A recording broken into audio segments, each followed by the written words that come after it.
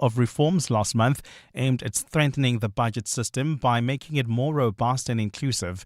The finance minister is due to table the medium-term budget policy statement towards the end of October, just 3 months after Parliament finally approved the national budget after months of political disagreements. Lindsay Dentlinger reports. For the first time in the country's history, a multi-party cabinet put the brakes on the finance minister tabling the country's budget in February. It would take at least 2 more attempts for a revised budget to meet political approval 5 months later. Now, as the Treasury prepares for the midterm budget, it's inviting more public involvement in the budgeting process, with an engagement scheduled for Friday to present an overview of the country's macro-fiscal situation and the choices government faces to meet competing demands. In a public invitation, the Treasury says it's an opportunity for civil society organizations, businesses, professionals and interested citizens to engage directly with government on the trade-offs involved in drafting a budget. In light of low economic growth, high debt and competing demands for funding, the Treasury says it's looking for innovative ideas to enhance fiscal sustainability. Lindsay Dentlinger, Eyewitness News. And a diplomatic row between Israel and Paris has broken out after Israeli Prime Minister Benjamin Netanyahu accused French President Emmanuel Macron of fueling anti-Semitism in France by planning to recognize Palestinian statehood. The French president's office has hit back at Netanyahu, calling his allegations abject and erroneous and promising that they will not go unanswered. France has joined an estimated 145 of the 193 United Nations members that now recognize or plan to recognize a Palestinian state. Netanyahu's diplomatic dust-up with Macron comes as Israel revoked the visas of Australian diplomats to the Palestinian Authority. The Israeli leader also accused Australian Prime Minister Anthony Albanese of being a weak politician who had betrayed Israel and abandoned Australia's Jews over his plans to recognize Palestine. Gold is trading at $3,317.78 an ounce. The rand is at 17.72 to the dollar, 23.88 to the pound, 20.61 to the euro. Brent crude oil is at $65.93 a barrel. And in the traffic, we've got an accident reported in Eldorado Park. It's on Clip Refill Drive. It's right near the N12. It's already causing delays, and there's queuing traffic on the Golden Highway. This is in the Eldorado Devlin areas. This is due to the roadworks that are taking place along this route. Please be on the lookout. And in your sport, Kaizer Chiefs continue winning starts to the Betway Premiership season. Keshav Maharaj 5 spins the Proteas to an opening IODI victory in Australia. And 10 changes for the Wallabies' second test to the Springboks starting 15. A fine day in store for Kauteng, Johannesburg starting at 9 degrees, peaking at 26. Pretoria 9 and a high of 27. Vereeniging also 9 and a high of 25.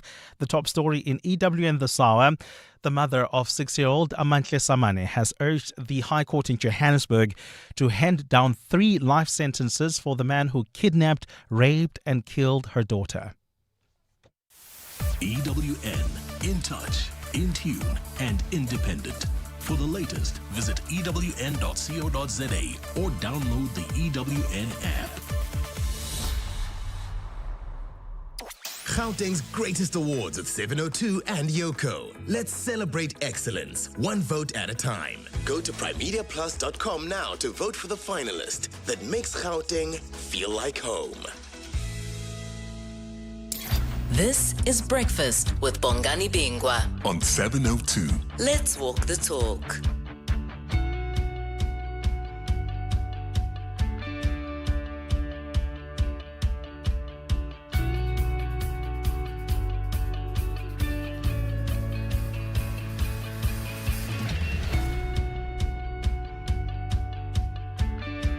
Eight minutes after 6 o'clock. It is Wednesday, the 20th of August. It's the 20th of August. It's 10 days before my birthday. It's 10 days before my birthday. No, it's 11. Because August is 31 days, doesn't it? Oh, gosh. Are you those people that celebrate the entire month? And the month before, clearly. But gosh, it's the 20th of August. Where has the year gone? How are you feeling about where you find yourself on this 20th of August? Has it been a good year so far? Do you still feel that you can still make up for what you haven't? Or are you one of those who's completely deluged by what you have to do because you're just running out of time? There's so much to do. You've started and there's more and there's more and there's more and there's more and it's piling up. How are you doing this morning? Do let us know. I'm not alone, of course, as always. My esteemed colleagues, Amukelang Ramila on traffic, arguments and so much more. And snookfish. Good morning, Amo. Good morning, Bongs. Morning, 702 Landers. We had a moment yesterday, if you didn't listen to the show, where Amo got something wrong and she's just never going to live it down. The snookfish moment. Muteo Kharipe? She still believes she's not wrong. No, of course. No. Typical Amo. Oh, no. Could never be wrong. Never wrong. This is Breakfast with Bongani Bingwa. On 702. Let's walk the talk. Welcome one, welcome all. You are listening to 702 Breakfast. We're thrilled always to be in your company. So whether you're in Meyerton, Randval, Walkerville, Hammanskraal, Pretoria, Rayton, Soshanguve, Winterveld, Esidimeni. Do you know where Esidimeni is? If you are there, we are saying to you, hello, wherever you are around the world. So it's not only Amo and Muteo who are here. KG is behind the desk, controlling things and telling us what to do and when to do them and when not to do them. The producers, Raphiwa Kone and Bapeli Lesambo, taking your calls. Anthony Teixeira has everything you need to know in sport. Sfiso Zulu giving you the latest news updates. Now, on our menu today, I found this absolutely fascinating. The African Union wants the world map to change. And it sparked something I remember even as a little kid. If you ever did, we all did geography. What do they call geography today? Is it still geography? You know, biology is now, it's life sciences, I think they call it, right? So they don't call that subject biology. So I don't think geography has changed. But I remember having a maths set that had that map of the world on it. And the geography teacher would tell us about the sizes of the continents. And I used to think, wait a minute. Have you seen the traditional map that everybody had, the teachers had on their walls? You had it on your maths instrument, how we learned about the world. Muteo, what was odd for you about that map, if you remember? That our continent seems smaller than other continents, and it was on most maps. Remember those globes that most homes had, where you could spin it around and you could see? And I was like, only later in life did I find out that Africa was far bigger than it was on those maps. Amut, did you have that globe in your home? No. We didn't have the globe in our home. Most homes. Yeah, but He we said had most homes they had that globe. Yeah, and I understand, because most homes really did have the globe, especially in the sitting room, dining room areas. You would see most that. Homes. Maybe homes. Maybe it was a later time. It was an earlier time for me. Yeah. Maybe in your generation had those, and it wasn't a thing. No, not Mtata. Anyway, I interrupted you. You were saying. Yeah. No, but I wanted to add on and say, because we had a collection of encyclopedias, with the first page, when you open it, you saw the world map. Yeah, and so I do remember those, but it never really used to fascinate me as to why is this country bigger. I was just more fascinated about the lines across, See, what fascinated me was that we used to be told that Asia is the biggest continent, Africa is the second largest, etc., etc., etc. But you'd look at the map and you think, but it doesn't look that way. You'd look at Greenland, for example, and Greenland seemed so huge. I couldn't understand why Australia, for example, was a continent and Greenland wasn't, based on that map. Of course, that is a map that is basically been accepted as true all over the world since the 1560s. And it's a map that was used by seafaring nations, European obviously at that time, to navigate the seas. And so what it does, and it was apparently more accurate in terms of compass positioning, to have a map that distorts the sizes of countries and continents around the world, making those that are closer to the poles seem larger. And because it is mostly based on, there's only really one little piece of a landmass at the south, you don't really think about Antarctica, right? Because even on those maps, Antarctica was much larger than it is. And because most of the countries closer to the North Pole were northern hemisphere countries. So it always looks as if North America, Greenland, Europe, Asia is much larger than they actually are. And the African Union says this is not a mere technicality. We've got to be able to see ourselves more accurately in the world. And so we're going to be speaking to somebody who's part of a campaign to change the map as you know it. I think that's going to be an absolutely fascinating conversation. That's in our Africa report this morning. And then a very important question we must ask ourselves: can ethical leadership save South Africa from collapse? Is that what it's going to take? I posted a video on my Instagram yesterday when I was going home. I saw this water delivery truck just dumping liters and liters and liters of water on a random street in a suburb. And I actually got out of my car and I filmed this guy. I said, "What are you doing?" He says, "No, my car is stuck. And if I don't dump this water, my car won't move." I said, "What on earth?" Excuse me. So I filmed the water. I filmed his badge. I filmed the registration plate of this truck. But what really got to me, because obviously what these guys do is they win these tenders, and the more liters of water they collect, the more they can invoice. Whether they deliver that water or not, nobody checks because they're all in it together. What really floored me was some guys sitting nearby. These are guys, youngish, probably unemployed, nothing to do with their day. And they were encouraging him to grab my phone because they say, "Waspita, ya pap, why is he exposing you?" They had no dog in this fight. They're not getting a cent from this guy. But it bothered them that somebody was trying to get this guy to do the right thing. Can we still even talk about ethical leadership in South Africa? Professor Bonang Mohale is our big interview after 7. You're with Bongani Bingwa. 7:02 weekday mornings, 6 to 9 a.m. Well, here's a question, and I'd love people to weigh in on it on 072 702 1702. Do you have a before and after moment in your life? Or can you think of one that stands out, an aha moment that made you change the way you see yourself, your place in the world, perhaps even the world itself?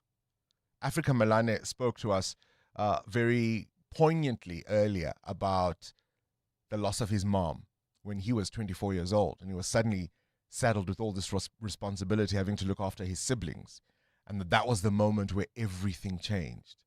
So with all respect, I'm not looking for your Damascus conversions, right? I'm not looking for religious moments.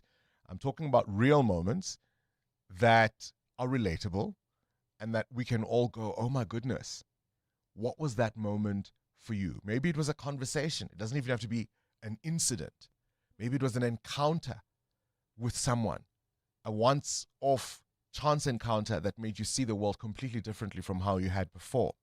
If you've got a story, let us know on 072 702 1702. Let's walk the talk. 702. All right, we're keeping an eye on this story. The mother of 6-year-old Amantle Samane was urged the Johannesburg High Court to hand down 3 life sentences for the man who kidnapped, raped, and murdered her daughter. 25-year-old Peto Simiao pleaded guilty on all counts, including contravening the Immigration Act. He appeared before the Johannesburg High Court yesterday for pre-sentencing, where the state has argued for the harshest punishment against him. People like this should be locked in a dark cage, and you throw away the keys, what I say. Breakfast with Bongani Bingwa. On 7:02. Let's walk the talk. Muteo Kharipa, you've got a question of your own? Yeah, I want to know this morning, what's your favorite imported food brand or maybe even a thing that you like from other countries? So you might like the fact that Americans brought us McDonald's or... I see. Gosh. Netflix? Apple? All That's things an easy Apple? choice. You know, Samsung? Yeah. Right? All the tech that you use today. Not Yeah, Apple? all the tech. Yeah, no. Are you saying Samsung and Apple?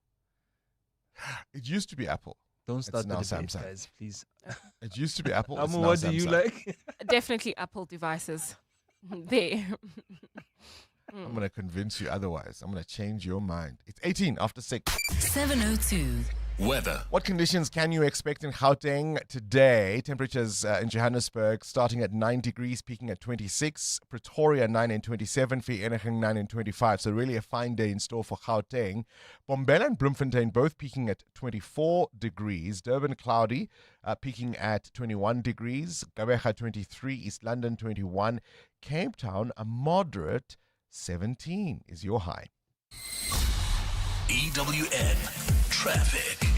19 minutes after 6, this Eyewitness News Traffic is brought to you by Outsurance in partnership with 702. Of course, reminder that you can tune in to us via our live streaming on YouTube. If you've got any traffic issues, for example, you can alert us there.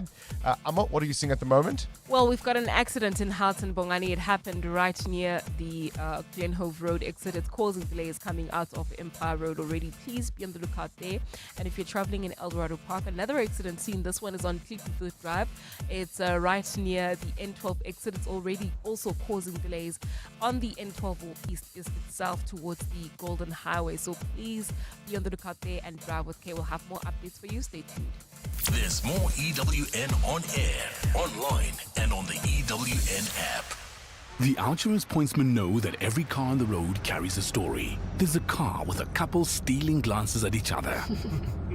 In a week, their lives will change forever as they exchange their I-do's. The Outsurance pointsmen know it's not just a car in traffic, it's a love story on the move. Every story is different and every story matters. That's why the Outsurance pointsmen have been doing what they do since 2005 in proud partnership with 702. Outsurance is a licensed insurer and FSP. Hi everyone, I'm Dean McPherson, the Minister of Public Works and Infrastructure. Since I was appointed just over a year ago, we've laid a firm foundation in the department, and after tabling our 7.6 billion rand budget for growth, we're now turning plans into action. That means that we're moving government departments into our own state-owned buildings to save you billions of rands in rent. We're unlocking public land to build affordable housing, create shelters for victims of gender-based violence, and to boost food production. We're also tackling corruption head-on without fear or favor. And we're giving young South Africans real opportunities through a reformed EPWP program that focuses on skills and long-term jobs. And this is only the beginning. With your support, we're building a capable and professional department that delivers infrastructure, creates jobs, and puts public assets to work for the public good. The best is yet to come because we're building a better country for you, brick by brick. Are you living with diabetes? Tired of painful fingerstick tests? Introducing a new continuous glucose monitoring system from Abbott Laboratories. The Freestyle Libre 2 system sends glucose readings straight to your compatible smartphone. With minute-by-minute glucose readings, optional glucose alarms, and excellent accuracy, the Freestyle Libre system is here to support you in the management of your diabetes. For more information and where to buy your Freestyle Libre 2 sensor, visit www.freestylelibre.za.com. Now available at your local pharmacy. Dear Journal, trying to be an adult day 3731. I'm really struggling to explain my parents to my therapist. Might send him to live with them so he can see for himself. What if he ends up in therapy too? Wait, what if they love him more than me? Finally learning about mental health. Get covered at pineapple.co.za. It's convenient and like 19 Rand a day, so it's 100% the insurance for you. Underwritten by Old Mutual Alternative Risk Transfer Insurer Limited, licensed non-life insurer and authorized FSP. Premiums are risk profile dependent. 702. Add your voice. Have your say. Let's walk the talk. Morning, Bongani Bingwa. Paul here. With regards to your conversation on ethical leadership, you know, there's this political chants that comrades would sing, which goes like high moral, high discipline, low moral, low discipline. I think a lot of people in this country have low moral, and that low moral leads to low discipline. So it's going to be close to impossible to talk about ethical leadership when people's morals are down, because as the chance goes, high moral, high discipline, ethical leadership. Thank you. Have a blessed day. Look, there's something to be said about creating a space and the possibility for everyone to think that the system works for them too. If you don't have a system that you believe works for you, you won't have buy-in to be ethical or moral about anything in it because you think the very system you exist in doesn't work for everyone. So we can never take that away from people who feel marginalized and who are living on the fringes of this society and who may feel there are no opportunities in it for them. However, the more anybody damages, whatever their reason, that society, the more it doesn't work for more people, if you follow my meaning. Start your day with Bongani Bingwa on 702. Let's walk the talk. Right, things you need to know at this hour. President Cyril Ramaphosa, who's also the chairperson of the Global Leaders Network, has arrived in Japan to lead South Africa's delegation to the 9th Tokyo International Conference on African Development. That summit begins in Yokohama today, I beg your pardon, and expected to deepen ties between the African Union and Japan. Stats SA will release the Consumer Price Index for July 2025 today, giving us a snapshot of what it costs to live in South Africa. And, of course, that big inflation number is one we're going to keep an eye on today as well. In Scotland, several people had to be rescued after being swept out to sea on inflatables. On Aya Beach, 2 teenagers on an inflatable mattress and a woman on an inflatable crocodile were blown far off shore. 3 boys drifted out on an inflatable duck before being pulled into safety. And the Coast Guard there is warning holidaymakers about the dangers of taking pool inflatables to the open sea. A doffer thing to do I have not yet heard of today. Muteo? I've done that before. It was a cricket tour from school, and we all had inflatables, and the dangers are there. Like the current could take you, like a lot of things could happen, and you find yourself in a spot of bother. So, Yo, guys, how old were you? I was like 12, 13. Yo, guys, well, you're here now. You survived to tell the tale. A coalition of activist groups are going to be marching in Rosebank, Johannesburg, starting at Standard Bank's headquarters, moving to Total Energy's local offices. It's part of a protest that's a week of action, and organizers are calling, at least they say they want to call out the exploitation of African communities and ecosystems. And it's all about fossil fuel funding, and projects that they say are linked to land grabs and displacements.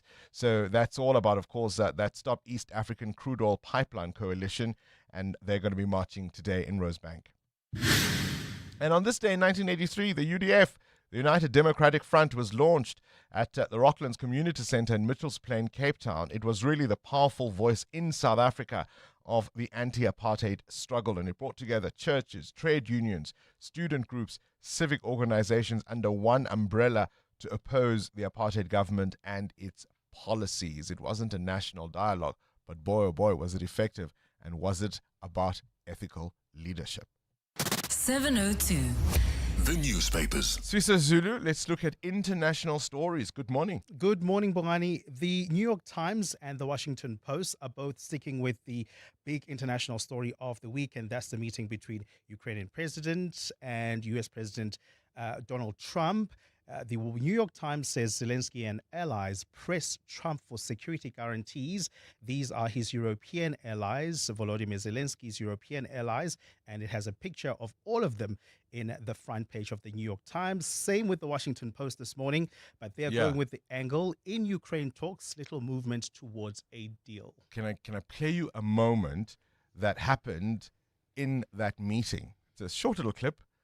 Donald Trump asks Volodymyr Zelensky about why it is he hasn't been holding elections in Ukraine. Have a listen to this exchange. You say during the war you can't have elections. So let me just say 3.5 years from now. So you mean if we happen to be in a war with somebody, no more elections? Oh, that's good. I wonder what the fake news is. Trump is speaking to Zelensky. Zelensky says, look, we're at war. We can't have elections. And Trump goes, whoa, wait. Are you saying to me that if we went to war, we wouldn't have elections? And Zelensky says, oh, you like this idea. Guys, Trump, right? He was tantalized by if we went to war. Oh, Imagine, eh? It's crazy. It's crazy. And the USA Today front page, quite an interesting story. And I want to pose a question before I get into it. How much money do you put aside or budget for on your active social life on a monthly basis? Do you do that, or it's just a Sure, random because the thing? months, it's random, because month to month it's not the same. There are Yeah. months where you see people, there are months where you don't. Yeah, and this is basically just a story about how And then there are months where you don't want to know. It's a story about how Gen Z and millennials are overspending to maintain an active social life. There's actually a story here of one Maria Stevens who was laid off from work, and she says she had to use her credit cards to maintain her social life, to meet up with friends, attend bridal showers, attend birthdays. And so, where do you draw the line? I'll tell you what, the Gen Zs, those are the young ones, right? The Gen Zs get their monies for social lives from us, the parents. I can tell you where they don't have to worry about budgeting. Do you consciously think about what it costs you to meet up with friends? And do you sometimes say no because, Aziko is Mali? Do let us know. The Citizen, front page, pay back stolen lotto money, every cent of 21 million rand. A former lottery board member stole in grant funds meant for women and children must be repaid. A judge has ordered. The Sowetan NSFAS crisis, no funds to finish degrees. Final year students are among 32,000 at UNISA whose studies have been stalled after the bursary scheme failed to pay their fees. And the Business Day is focusing on this rand manipulation case and how the Constitutional Court was told SA markets are still being affected. Those are the newspapers. EWN Business. All right, Mattel, you're asking us our favorite imported food or brand. Cars from China, there's an option.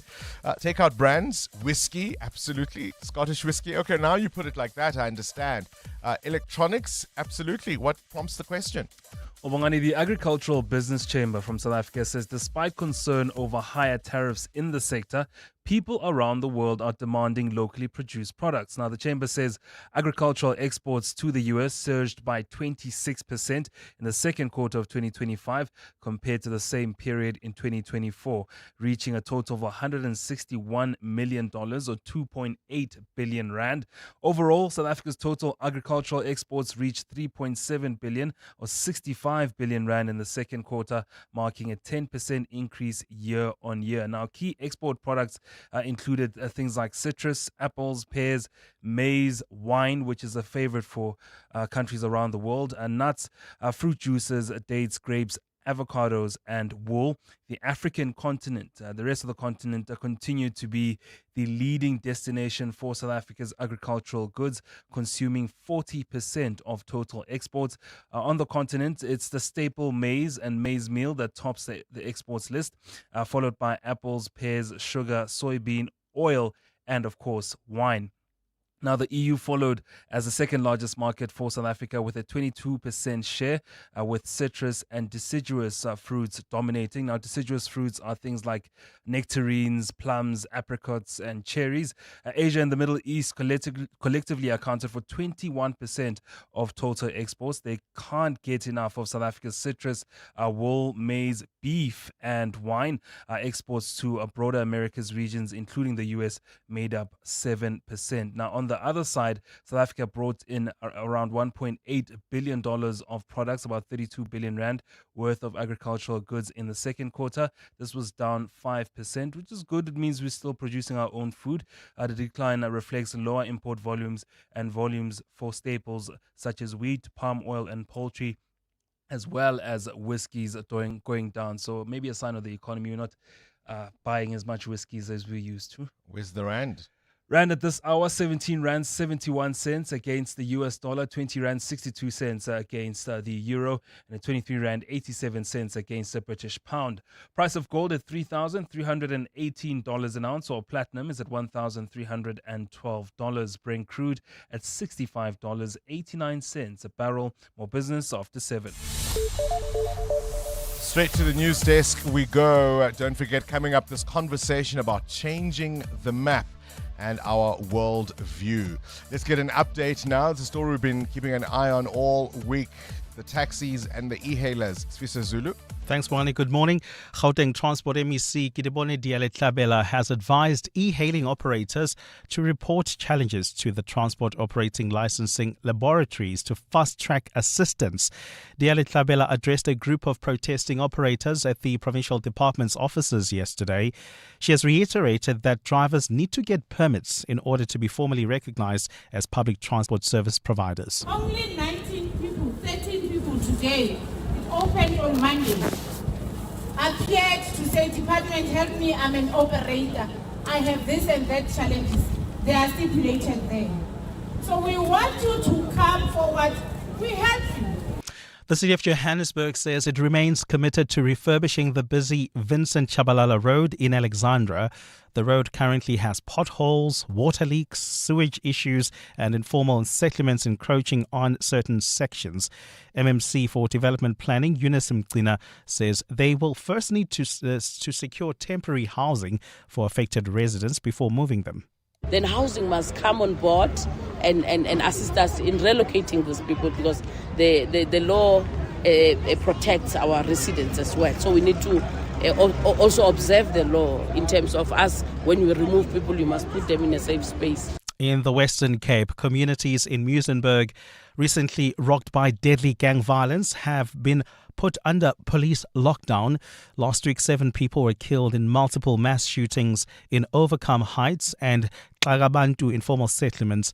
Police say they are looking for several people, some of whom have just come out of prison, and they are believed to be behind the shootings. Ntutuzelo Nene reports. Western Cape Police Commissioner Thembisile Phathekile says they are going to do everything possible to bring the people behind the recent mass shootings in Muizenberg to book. Phathekile and his deputies visited the area yesterday, where different police operations were carried out. Phathekile says all known gang and drug houses will be thoroughly searched. Also, we're looking at wanted suspects in these areas. We're looking for guns and drugs, because there is a relationship between guns and drugs and guns, as well as the gang members. He adds that the heightened police visibility will be in place until order has been re-established. Ndutuzelo Nene, Eyewitness News.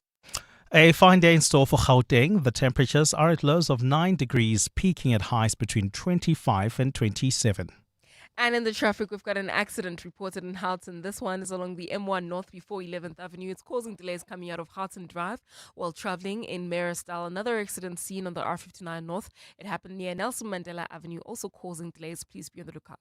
The top story this hour, Gauteng Transport MEC Esidimeni has advised e-hailing operators to report challenges to the transport operating licensing laboratories. When you vote in Gauteng's greatest awards with 702 and Yoko, you don't just support a business, you help rewrite its future. Winning Gauteng's greatest, powered by Yoko, impacted our business in quite a few ways. And for our business, which is a family business, which was actually originally established in KZN, it was so important in establishing ourselves in Gauteng with our second location, which many people didn't even know. Of course, yes, I would encourage people to vote for their favorite establishment.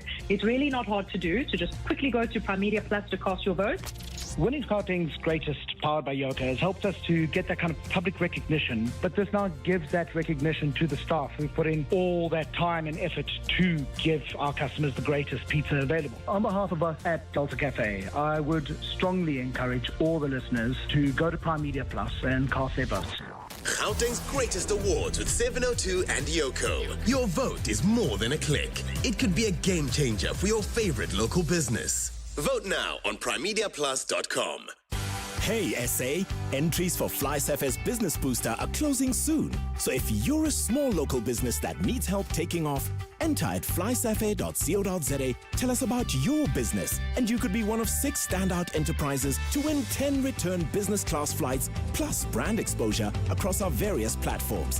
Whether you're mixing, matching, crafting, or inventing, we want to help your business skyrocket. Fly Safe, for the love of fly. T's and C's apply. Smart Steve from Momentum. Hello. Hey, Smart Steve. Amir here. Listen, man, I got a problem, right? Okay. My little princess is turning 18, and now she's got a license and a boyfriend. And you know what these roads and young boys are like at night. Y'all check.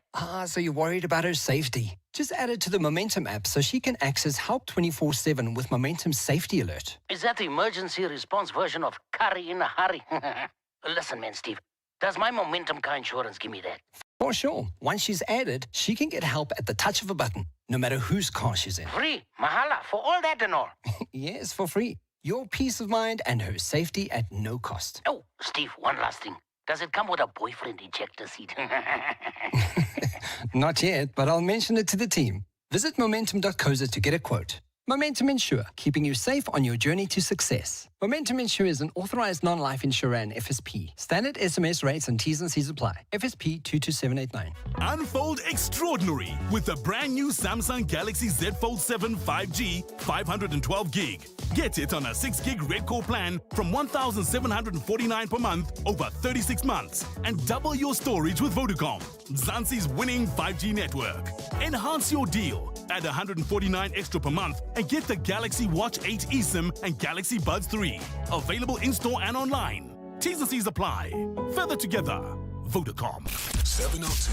WhatsApp Bongani on 072 702 1702. Hi, Bongani.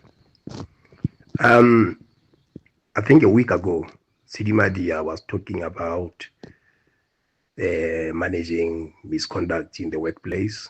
She was talking with Ryan Anderson, who mentioned that the CEOs have a fiduciary duty of setting the culture and the ethics of the organization. Bongani, I have a very serious story regarding that. One of the CEOs who is responsible for a regulator. This organization is a regulator for a very critical profession in South Africa. The story is quite long and I would like to have a moment to give the details on this matter. It's very serious. Thank you. Morning, bro bonks. I know it's tough, bro. Even doing the right thing is frowned upon, eh? But it was Pete. And it's ironic, the same bunch of guys who are saying was Pete are the same guys who want to be raising hellfire in the streets, complaining about lack of service delivery and whatnot. Yet, when you're pointing it out, they say was Pete. Mzansi. Yeah, I mean, if you've just joined us, I was sharing this incredible encounter I had yesterday on my way from work. It was around midday because, as promised, we all went to the gym after the show. And so it was much later than I would ordinarily have left the station. And so I find this water truck just dumping liters and liters of water. And this guy had a flimsy excuse as to why he was doing it. And I recorded it and I blasted it all over my socials. I put it on Insta, I put it on TikTok, I put it on X, I put it on Facebook, just in case somebody knows the truck, somebody knows the company, and somebody can take action. But it was the standby watchers who were upset with me and encouraging him to grab my phone because how dare I call on him to do the right thing? And after 7, we're asking this question: can ethical leadership still save South Africa? EWN Sport. All right, 18 minutes before 7 o'clock. Anthony Teixeira, a very good morning to you. Let's start with Amakosi. Because, shame. They won. Yes. Yes. A shame for their opponents. Yes. Shame, man. The reason why I'm starting it is because I wanted to get that interaction, obviously. Shame. Shame, man. Not delight. As Kaizer Chiefs have continued their winning start to the Betway Premiership season, Sedino was found on the edge of the box as he tucked away the only goal in the top corner in a 1-0 win over Richards Bay. Amakosi assistant coach Khalil Ben Yusuf. We started the first 15 minutes, I think, very high level. But after when we scored the first goal, we start to enjoy more than efficiency. You win 1-0, you win 2-0. Last thing is win. It's 3 points. The most important thing, we win. Clean sheet. We don't concede. So we are so happy about our defensive organization. It's big difference between this season and last season. And that's the most important for us. They level on points with Sekhukhune United at the top of the table, but do have an inferior goal difference. Babino Noko also making it 3 wins from 3 last night with a 3-0 win over Orbit College. Durban City and Golden Arrows ended 1-1. TS Galaxy fought from a goal down to win 4-1 over Chippa United. Dijane with a best-looking hat-trick I've seen in a while, while Polokwane City beat Sewelele 1-0. In cricket, the Proteas have taken the lead in the ODI series against Australia thanks to an emphatic 98-run win in the opener. Keshav Maharaj claimed his first ODI fifer as the South Africans bowled the baggy greens for 198. Here's the spinner on his 5 for 33. Yeah, very much so. I think as a cricketer you want to get a 5 on various formats and obviously tick the test box, and it's nice to finally get the one-day 5 on. Firstly, from a point of series where we start very slowly, it's nice to put our front foot forward and then just to see how clinical we are. We're going to expect partnerships. It's not a case of just running through a very solid batting lineup. Sorry, I was going to say that he said that he has come full circle because obviously he made his debut in Australia. But the thing I loved the most was the commentary during the game. Stumped, beautifully bowled. He just held it back, didn't turn. He did play for the spin and played outside the line. Finally, they get a breakthrough. Oh, bit of turn. Oh, he's given it. Wow. That surprised me. He might go upstairs there. You might power play. Oh, is that out? It is. Wow. Maharaj got another one. As we said, Cam Green likes to give his stumps away, but if the ball turns, he's in trouble. And it goes in. Badly played from Inglis. It wasn't there. It looked like he was playing everything off the back foot. He pitched it up a little bit quicker. Bang. Another wicket goes down for Australia. So leg slip in place. Hit on the pad, close. Out. Another. Maharaj is having one of the great nights of his distinguished career. Right? It was quite amazing to watch it. Also, somebody who many people have questioned whether he should be in the white ball setup. To see him go out there and do that. Oh, No amazing. more. No more. But there was also more delights on the batting front as we had half centuries earlier in the day from Aiden Markram, Themba Bavuma and Matthew Bretzka as the Proteas had posted 296 for 8. They meet again Friday morning. In rugby, wholesale changes for the Springbok squad for that second rugby championship meeting with the Wallabies. Only 5 players have retained their spot in the starting 15. That's Oxen Chair, Malcolm Marks, Marco van Staden, Grant Williams and captain for the test, Jesse Creel. Damon Dialendi is one of those 10 changes, and he isn't too concerned by the number of different personnel. We also know that whoever playing we give each other enough confidence in the week to own that responsibility, to make sure when you go there on Saturday that you are feeling 100% confident and you know what's coming.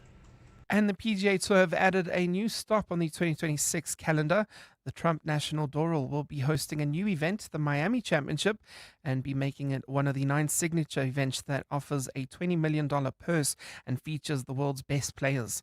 Anthony Teixeira, Eyewitness News Sport. Naked people are great dancers. They can break it down to anything from soki to amapiano. That's because naked people get car and home insurance online in seconds, which means less time wasted on insurance admin and more time working on their whip and their nene for maximum wedding dance floor domination. Go to naked.insure now, get a quote in 90 seconds, and get naked, people. Naked Financial Technology is an authorized FSP.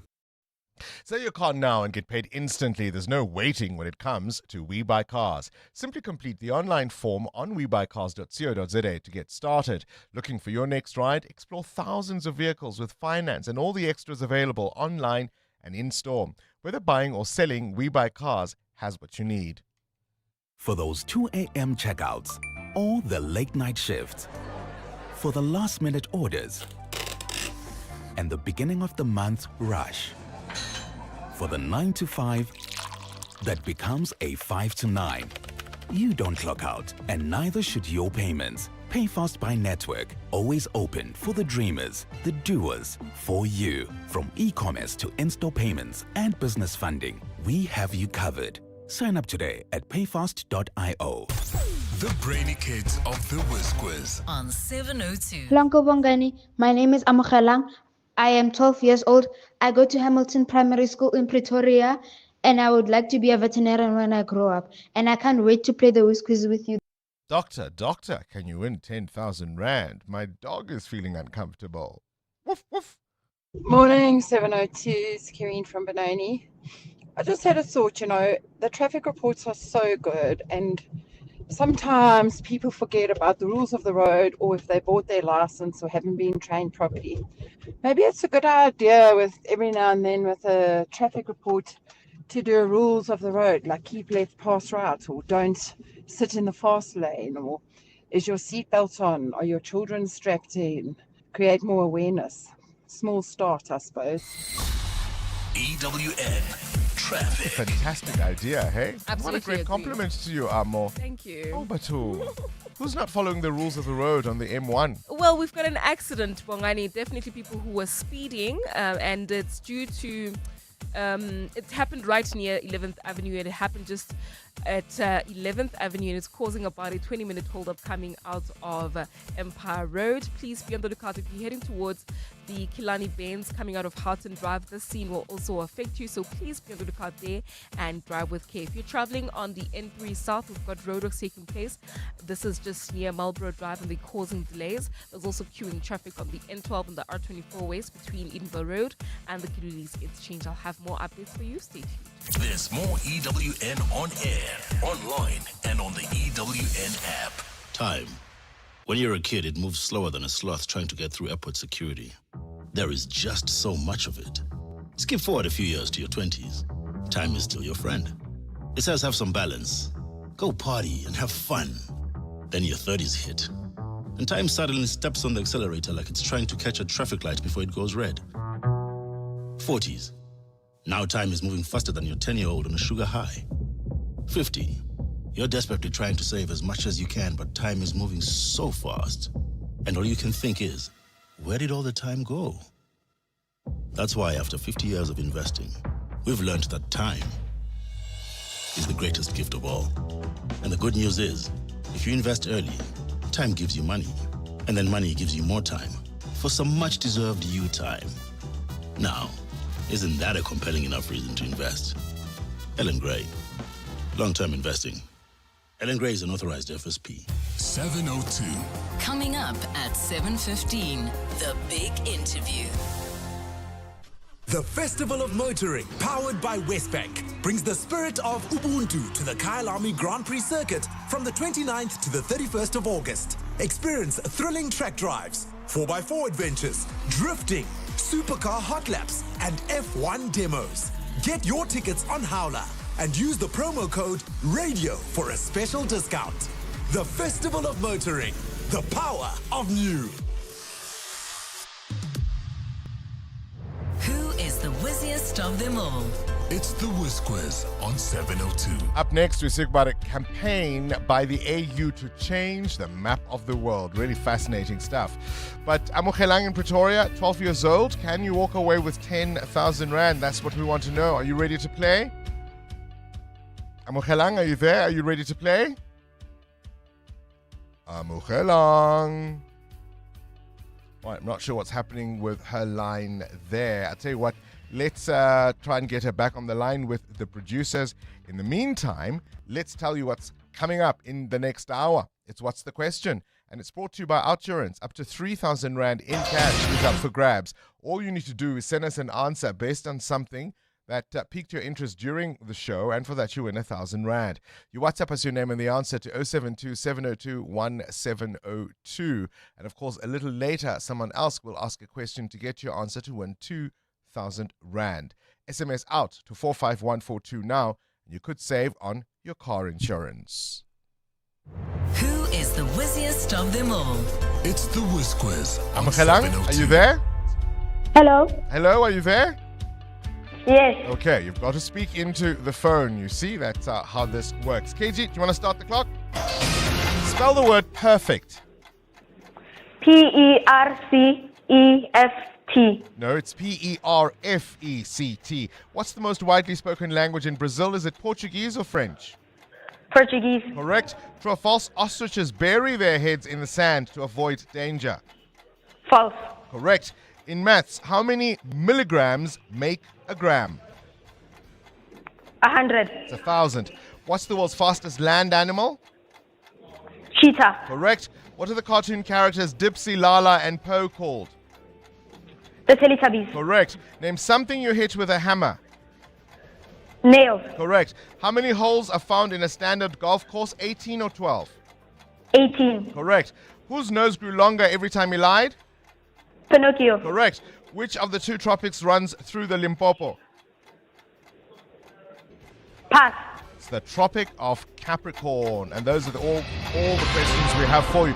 A really excellent round. You did really well there, Amogelang. 700 Rand is what you walk away with. 7 correct answers. 702. The Africa Report. The Africa Report. This week we're doing something a little different. We're looking at calls by the African Union to change the world map that many of us have grown up with and are familiar. It's called the Mercator map, but what it does is it distorts the world view or the view of the world, and it makes Africa look much smaller than it really is. And on any of these standard maps, you'll find, for example, the island of Greenland looking as big, if not even bigger, than Africa, when in fact it could fit into this continent about 14 times. As I said earlier, this was a map designed by sailors to navigate, and what it's done is it's exaggerated the sizes of countries closer to the North Pole. So that would include Greenland, but also Europe, Asia, and North America. But the AU says size does matter and does impact our perception of ourselves and our place in the world. Lerato Mogoatlhe is the Communications and Digital Marketing Manager at Africa No Filter, and they're also pushing for the same campaign. A very good morning to you and welcome to 702 Breakfast. Good morning, Bongani. Thank you. Why is this a big deal? A map is a map is a map is a map. It's just one projection. Why should we care? Because it's not inconsequential. Firstly, it's the longest lie in geography. It needs to be corrected. Most importantly, it has consequence. Geography has history. This misrepresentation of Africa is not technical. It affects our narrative. It's a narrative. It says Africa is smaller. Africa shouldn't be significant in scale globally, and a few other things that are problematic. But on the other hand, as I say, this is but one projection. There are others. There's, for example, I think the Gall-Peterson projection, when you compare it to the Mercator, that distorts west to east lines, and it makes countries that are longer seem wider. So every projection has its challenges. Which one would you like to use? The equal projection map from 2018 is really as accurate as it comes when it comes to representing the true sizes of continents and countries. And that is the one that us as Africa No Filter and Speak Up Africa are calling on governments, on organizations, on classrooms, even educators, to use the map that shows Africa's true size. But is it all about size? Because some projections don't distort size, and so relatively speaking, yes, you get that kind of accuracy, but positioning is always a problem because you're essentially taking what should be on a globe and you're placing it flat. You're going to gain something and lose somewhere else. Absolutely, Bongani. You will gain something and lose a few other things. But what we have been able to establish so far is that even with these nuances that you mentioned, the equal projection math is as close to accurate as possible. And the reason we believe that it is time for the world to use that for us as Africans, for African institutions like the African Union who has endorsed the campaign, it's because for the longest of time, the story of Africa has been the story of the other. When do we get to tell our own stories using our own facts and using our own realities? So even though this may seem like it's just a map, in reality, it isn't just a map. Think about a lot that you know about Africa. Think about this narrative of conflict, of dependency, of lacking agency, of Africa being dependent on Western saviors. Where does it come from? narratives develop over time, and narratives are boosted by everything else that are produced to bolster that narrative. A map that was created for 16th century navigation, primarily for boat navigation, cannot still hold this much influence in 2025. Lerato, what would you say? Especially when you rely. What would you say to critics who are saying, hang on though, as I explained in my introduction, that Mercator map was designed that way for specific reasons. It wasn't necessarily as a political tool. And what we're now doing is we're taking a scientific instrument of cartography and we're politicizing it. It's not politicizing it. This map it's from the 16th century. It was for a specific reason. It was to help, it was for maritime navigation, right? Maritime navigation. Correct. Yes. Is that how we move around the world today? No. Is that what our world looks like today? Is that how we navigate the world? No, it isn't. So why is it that a product that was created to address one thing, how boats move across the oceans, becomes the definitive map of the globe? And why should the one that's definitive be the one that once again diminishes Africa? It's not political. Is this campaign gaining traction? Are you getting support, or are your pleas falling on deaf ears? It's really getting traction. The African Union endorsed the campaign officially last week, Thursday. We have a few other organizations that are joining the campaign. So for organizations to join the campaign means you just commit to using the right size map, the equal Earth projections map. The World Bank has already started using equal projections map. When we engaged them at the beginning of the campaign a few months ago, we were pleasantly surprised to discover that they have actually been questioning the maps that they use and wanting to use the equal Earth projection map.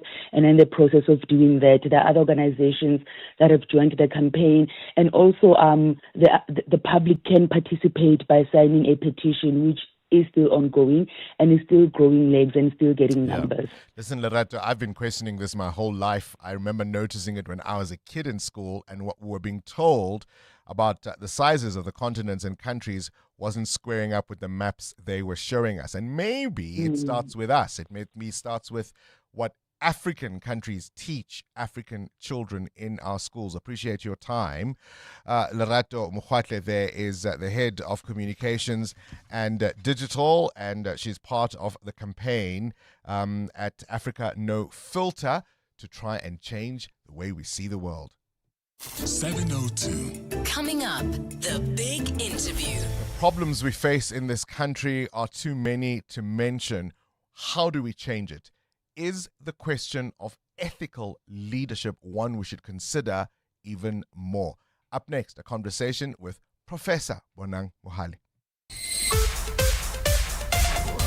This is EWN. Another teenager suspected of attacking members of parliament has been caught, and the Hawks have shot 3 criminals in the capital. Good morning, I'm Sfiso Zulu. We begin with news just in. Cape Town police have arrested a second teenager in connection with the attack on 3 members of parliament in Philippi. Police Committee Chairperson Ian Cameron and NCOP member Nicholas Hotzel both sustained injuries during an attempted hijacking yesterday. They were with MP Lisa Schrickling, who was in the vehicle at the time of the attack. The DA MPs were returning from an oversight visit to the Police Training College in Philippi when they came under attack. An 18-year-old suspect was apprehended yesterday, while the police's Novela Potelwa says the latest suspect, a 16-year-old, was arrested in Browns Farm this morning. This brings to 2 the number of suspects arrested for the crime incident. The first one is under police guard in hospital after he was arrested on Tuesday evening. The 2 suspects face attempted murder and attempted hijacking charges. In another development, 3 suspects have been killed in a shootout with Hawks officers in Pretoria. Law enforcement agencies approached a house in Mamelodi East last night after receiving information that a group of people were in possession of illegal guns. Hawks spokesperson Christopher Singo says 4 suspects opened fire at the officers, sparking the shootout. and one suspect fled the scene. The police recovered one AR rifle and 2 pistols. The National Treasury is taking steps to avoid another budget debacle by inviting the public to participate in the fiscal process. It follows the Cabinet's approval of reforms last month aimed at strengthening the budget system by making it more robust and inclusive. The Finance Minister is expected to table the medium-term budget policy statements towards the end of October, just 3 months after Parliament finally approved the national budget after months of political disagreements. Lindsay Dentlinga reports. For the first time in the country's history, a multi-party cabinet put the brakes on the Finance Minister tabling the country's budget in February. It would take at least 2 more attempts for a revised budget to meet political approval 5 months later. Now, as the Treasury prepares for the midterm budget, it's inviting more public involvement in the budgeting process with an engagement scheduled for Friday to present an overview of the country's macro-fiscal situation and the choices government faces to meet competing demands. In a public invitation, the Treasury says it's an opportunity for civil society organizations, businesses, professionals and interested citizens to engage directly with government on the trade-offs involved in drafting a budget. In light of low economic growth, high debt and competing demands for funding, the Treasury says it's looking for innovative ideas to enhance fiscal sustainability. Lindsay Dentlinger, Eyewitness News. And a diplomatic row between Israel and Paris has broken out after Israeli Prime Minister Benjamin Netanyahu accused French President Emmanuel Macron of fueling anti-Semitism in France by planning to recognize Palestinian statehood. The French president's office has hit back at Netanyahu, calling his allegations abject and promising that they will not go unanswered. France has joined an estimated 144 of the 193 United Nations members that now recognize or plan to recognize a Palestinian state. Netanyahu's diplomatic dust-up with Macron comes as Israel revoked the visas of Australian diplomats to the Palestinian Authority. The Israeli leader also accused Australian Prime Minister Anthony Albanese of being a weak politician who had betrayed Israel and abandoned Australia's Jews over his plans to recognize Palestine. Gold is trading at $3,317.78 an ounce. The rand is at 17.72 to the dollar, 23.88 to the pound, 20.61 to the euro. Brent crude oil is at $65.93 a barrel. There's bumper-to-bumper traffic along the M1 North between Boysons Road and 11th Avenue. This is due to an accident reported right near Harton Drive. It's causing heavy delays. If you're traveling along Harton Drive in itself, do expect delays between Kasaukari Road and the M1 exit. And in your sport, Mohamed Salah wins PFA Player of the Year for a record 3rd time, while Morgan Rogers was named Young Player of the Year. Kaizer Chiefs and Sekhukhune United maintain 100% winning start to the Betway Premiership and return to fitness duo, part of 10 changes made by the Boks ahead of that second Rugby Championship encounter. A fine day in store for Kauteng. Johannesburg is at a low of 9 degrees, peaking at 26. Pretoria 9 and 27. Vereniging 9 as well, and a high of 25. The top story in EWN this hour. Cape Town police have arrested a second teenager in connection with the attack on 3 members of parliament in Philippi. EWN, in touch, in tune, and independent. For the latest, visit ewn.co.za or download the EWN app.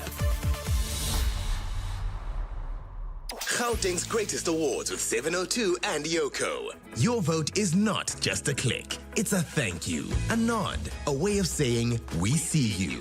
Vote for your favorite local business now on primemediaplus.com. This is Breakfast with Bongani Bingwa on 702. Let's walk the talk. 7 minutes after 7 o'clock, the incident in Cape Town in Philippi where members of parliament came under attack is a really, really worrying one. DA MPs returning from an oversight visit to a police training college, Nogal, came under attack, and it seems it was by a group of teenagers, because yesterday an 18-year-old was arrested, and this morning another teenager was arrested, 16 years old. Doesn't that give you a sense of the country we are living in at the moment? On the front page of the Business Day, this rand manipulation case still affects South African markets. The Constitutional Court was told yesterday. The Competition Commission urging the Apex Court to revive charges over a 10-year rand rigging scandal. And they were arguing yesterday that this alleged manipulation inflicted permanent structural damage on the currency and skewed about 35 trillion rand in trade flows. I want you to listen now to the high-stakes showdown as the Competition Commission, led by Advocate Thembeka Ngcukaitobi, pushed to overturn a ruling that cleared the banks of alleged collusion in rand-dollar fixing. Say in paragraph 20 that Cook was employed by Bamley. I'm just making a rough example. In your judgment, you say you allege that Cook was employed by Nomura. Then it's an egregious mistake, which shows a lack of awareness of the pleading, which we say is an error of law, because we are entitled to have a dispute adjudicated properly. But if we say, well, you've said that one of the factors I take into account is the frequency of participation. I think 1 as opposed to 30 is insufficient. Yes, then I accept that might fall under S versus Busak. Well, as you and I probably understand the rules relating to exceptions, we borrowed same from the High Court rules and as in the Competition Act. Does the rule in the High Court deals with plausible evidence, and was the CAC correct in its finding that the tribunal had, or the commission had, to lead plausible evidence? No, it was wrong, because throughout it's actually talking about evidence. It's not talking about facta probanda, the pleading itself, which is what is required right now. And one of the problems, this is what I suppose Justice Rogers was coming to around the correct standard. One of the problems with this case is that we raise a pleading. Instead of the banks answering the facts, they bring their own application with new facts that have nothing to do with what is pleaded.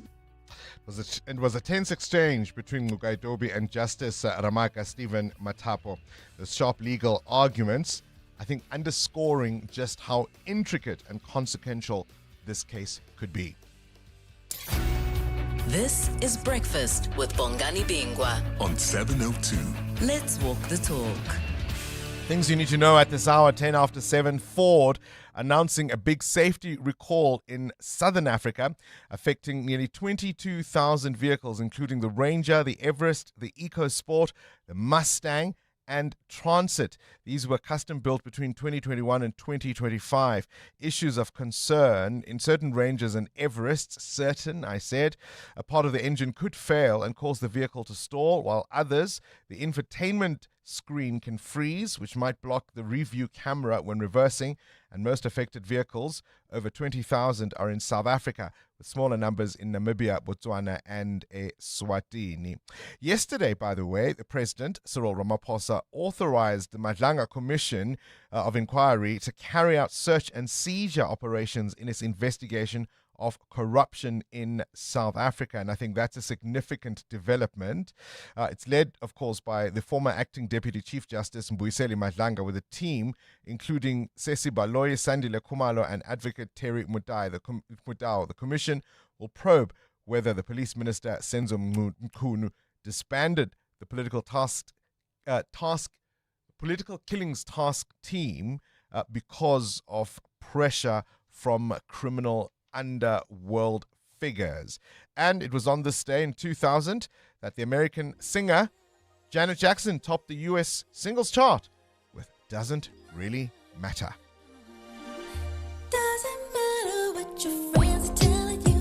Doesn't matter what my family saying too. It just matters that I'm in love with you. It only matters that you love me too. It doesn't matter if they won't accept you. I'm accepting of you and the things you do. Just as long as it's you. Nobody but you, baby, baby. For you, unconditional love too. Gotta get up, get up, get up, get up, get up and show you that it is. Up next, The Big Interview. EWN Traffic. That's a crime to stop that song there. Oh, It's a crime to stop that song there. Time, my brother, KG, time. KG, you don't love me. 12 minutes after 7 o'clock, this Eyewitness News Traffic. brought to you by Outsurance in partnership with 702. There are delays all around Sandton, Amo. That's correct, Bongani. That's due to an accident along Catherine Street. It happened right after the Greyston Drive off-ramp. Please be on the lookout there while traveling on Greyston Drive in itself. Delays. This is between the M1 and the Rivonia Road. That's due to peak time delays. And if you're traveling on the N3 North, be on the lookout for delays between the Airlines Interchange and Modafontein Road. I'm also seeing roadworks taking place in the Limbo Park area. This is just as you approach Marlborough Drive, causing delays there. Please approach with care. We'll have more updates for you. Stay tuned. There's more EWN on air, online, and on the EWN app. You are the biggest saver we've ever had. 2,794 Rand a month. It was the easiest switch ever. What was the real deal they could offer you? 870. That's amazing. You're always getting something out. Yeah. I've been battling to get nice car insurance. Outsurance, I found them. I'm saving a cool $360. Get the real deal with the real savings. I made the right move. Go to outsurance.co.za now for a 10-minute quote that could save you thousands. Just phone Outsurance, get a quote and see what they can offer you. If you don't save that 321 like I did, you might say get a 500 or $1,000 back. Service and savings, you'll always get something out. How is it that Outsurance provided the solution for you? 918 Rand is what I'm saving. Incredible. What brought you and Outsurance together? 718 Rand. I end up saving. They gave you the real deal. It literally is the real deal. Go to outsurance.co.za now for a 10-minute quote that could save you thousands. Licensed insurer and FSP. T's, C's, and information online. Olympians, CEOs, neuroscientists, wellness icons. This isn't just another conference. It's a mental revolution. The Mind Matters Summit unites the world's brightest minds in mental well-being. It's an upgrade your life has been waiting for. It's happening at the Cape Town ICC on the 4th of September. Mind Matters Summit. Change your mind, change your life. Book now at mindmatters-summit.com. And it's brought to you by Prime Media Cares. So, Taryn, you've just graduated cum laude, but nothing says you're a genius quite like selling your car to WeBuy Cars. Absolutely. My car was an 18th birthday present, and it's time to move on to something a bit more mature. So where did you hear about WeBuy Cars? All of my friends are using WeBuy Cars. I would have had legit FOMO if I hadn't used them. And it was so quick. I did it on my laptop while sending around my CV. Smart move, Taryn. Graduated and upgraded. WeBuy Cars. Geared for success, geared for you. Change is an unannounced visitor. It can derail you or delight you. It's pushy, inescapable, intriguing. Change is motivating. Change is action. Change has places for you to be. Change is opportunity. We always have our door open to it. For over 3 decades, we've been committed to seeking out the best investment opportunities for you, wherever they may be. 91. Investing for a world of change. 91 is an authorized FSP. They opened their doors before sunrise, stayed up late, showed up. Now they've made it to the finals of Gauteng's greatest awards with 702 and Yoko because of you. But they're not done yet. Your vote that could make them Gauteng's greatest. Go to primemediaplus.com now to cast it. Because support isn't just spoken, it's action. And your vote is a standing ovation for the Corner Cafe with the big dreams, the local legend who never gave up, the startup that's changing the game. Gauteng's greatest awards with 702, powered by Yoko. Let Yoko Counter fuel your business to greatness. Go to yoko.com to explore the new point of sale solution, saving hundreds of businesses time and money. 702. The Big Interview with Bongani Bingwa. 16 after 7, on to this now. South Africa has no shortage of headlines around corruption, poor governance, collapsing institutions. And at the heart of it, I have said repeatedly, is a crisis of leadership. This past weekend, efforts began to prepare for the national dialogue, and the idea was to bring leaders across various sectors of society, from civil society, from government, from labor, from the unions, to come together to talk about the problems confronting us. But many South Africans on the streets will tell you, we know our problems all too well. The issue is not perhaps even the solutions that we lack, but the people who have the willingness, who have the stomach, the gumption to implement them. We've invited somebody who is one of the most powerful voices in this society, renowned businessman, Professor Bonang Mohale, who's of course also the Chancellor of the University of Free State. I could spend the next 10 minutes talking about the many hats you wear, but I think you're well known enough in South Africa for us to get this conversation started. Firstly, thank you for coming into the studio. Bongani, thank you for having me. Let's be blunt. Have we run out of leaders in South Africa, ethical leaders? We are challenged at the very least and in trouble at the most. Imagine for a moment what 700 million can buy you in South Africa today in this country when so many of us dare to hope that joy and peace will prevail.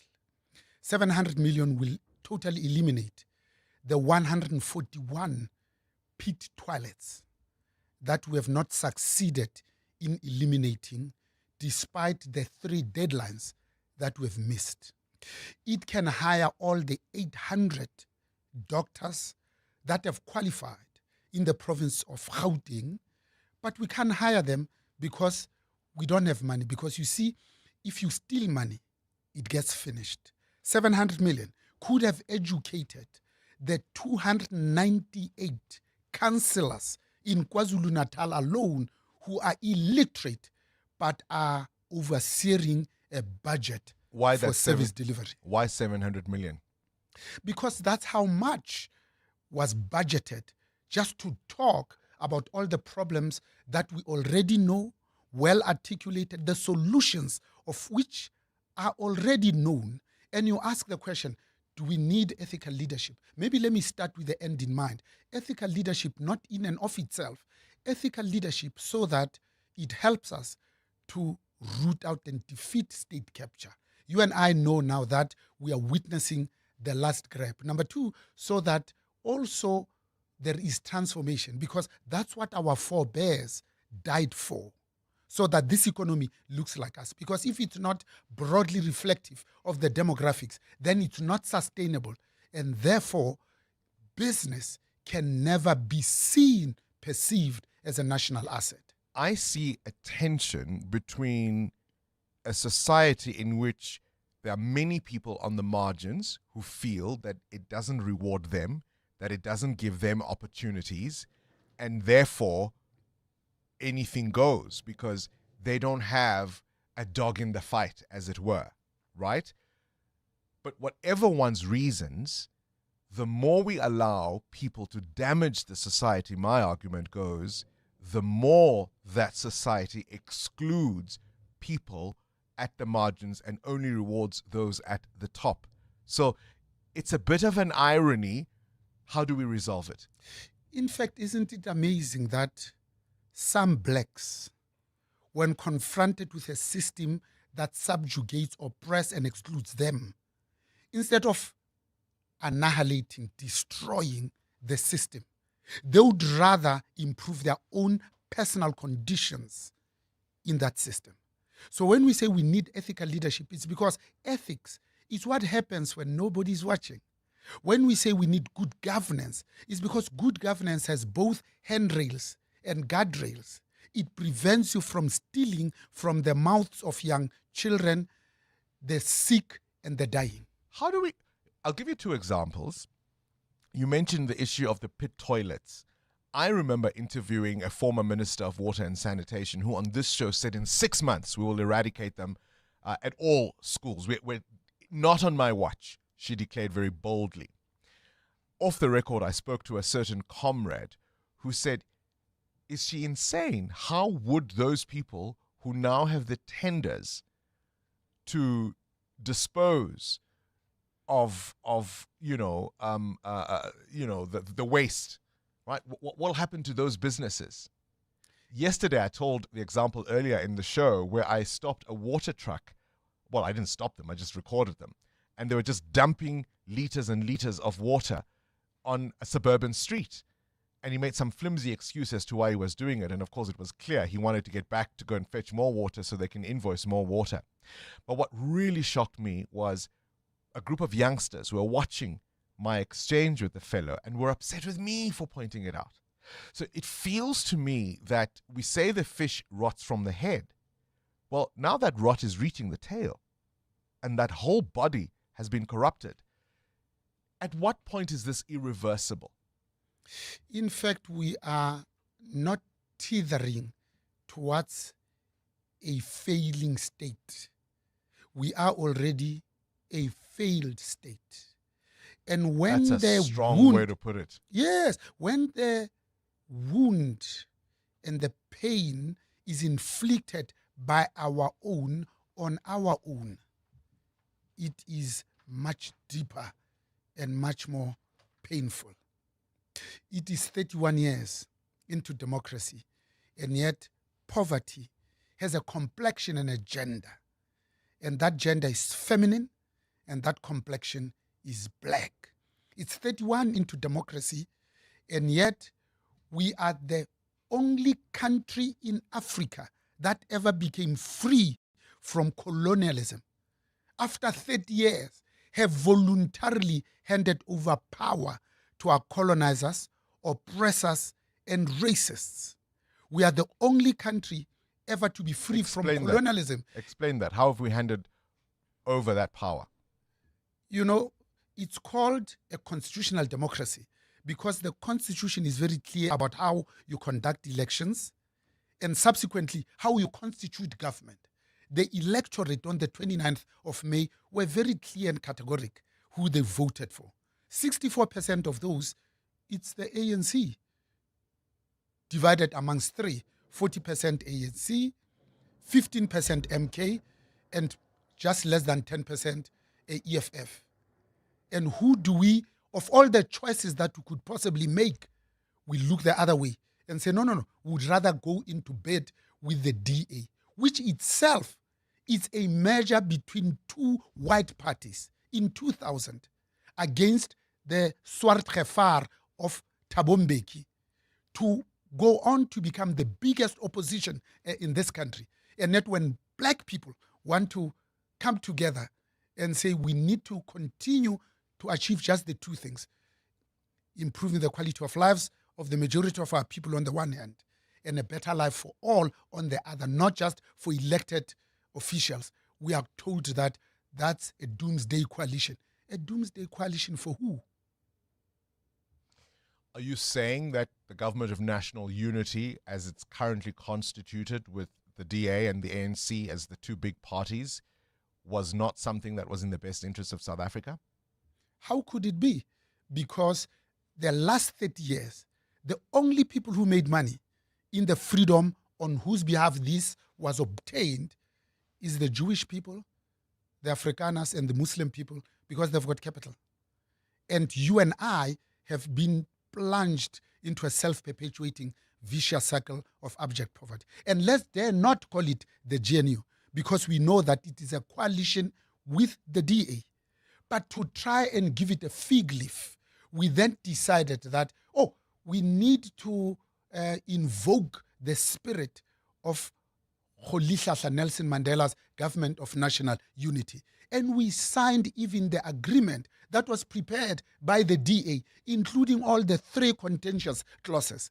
The first has to do with this notion of proportionality in the election of the executives. Number two, it talks about sufficient consensus in breaking the deadlock. Lastly, it says, who's going to have the right of veto in inviting other political parties?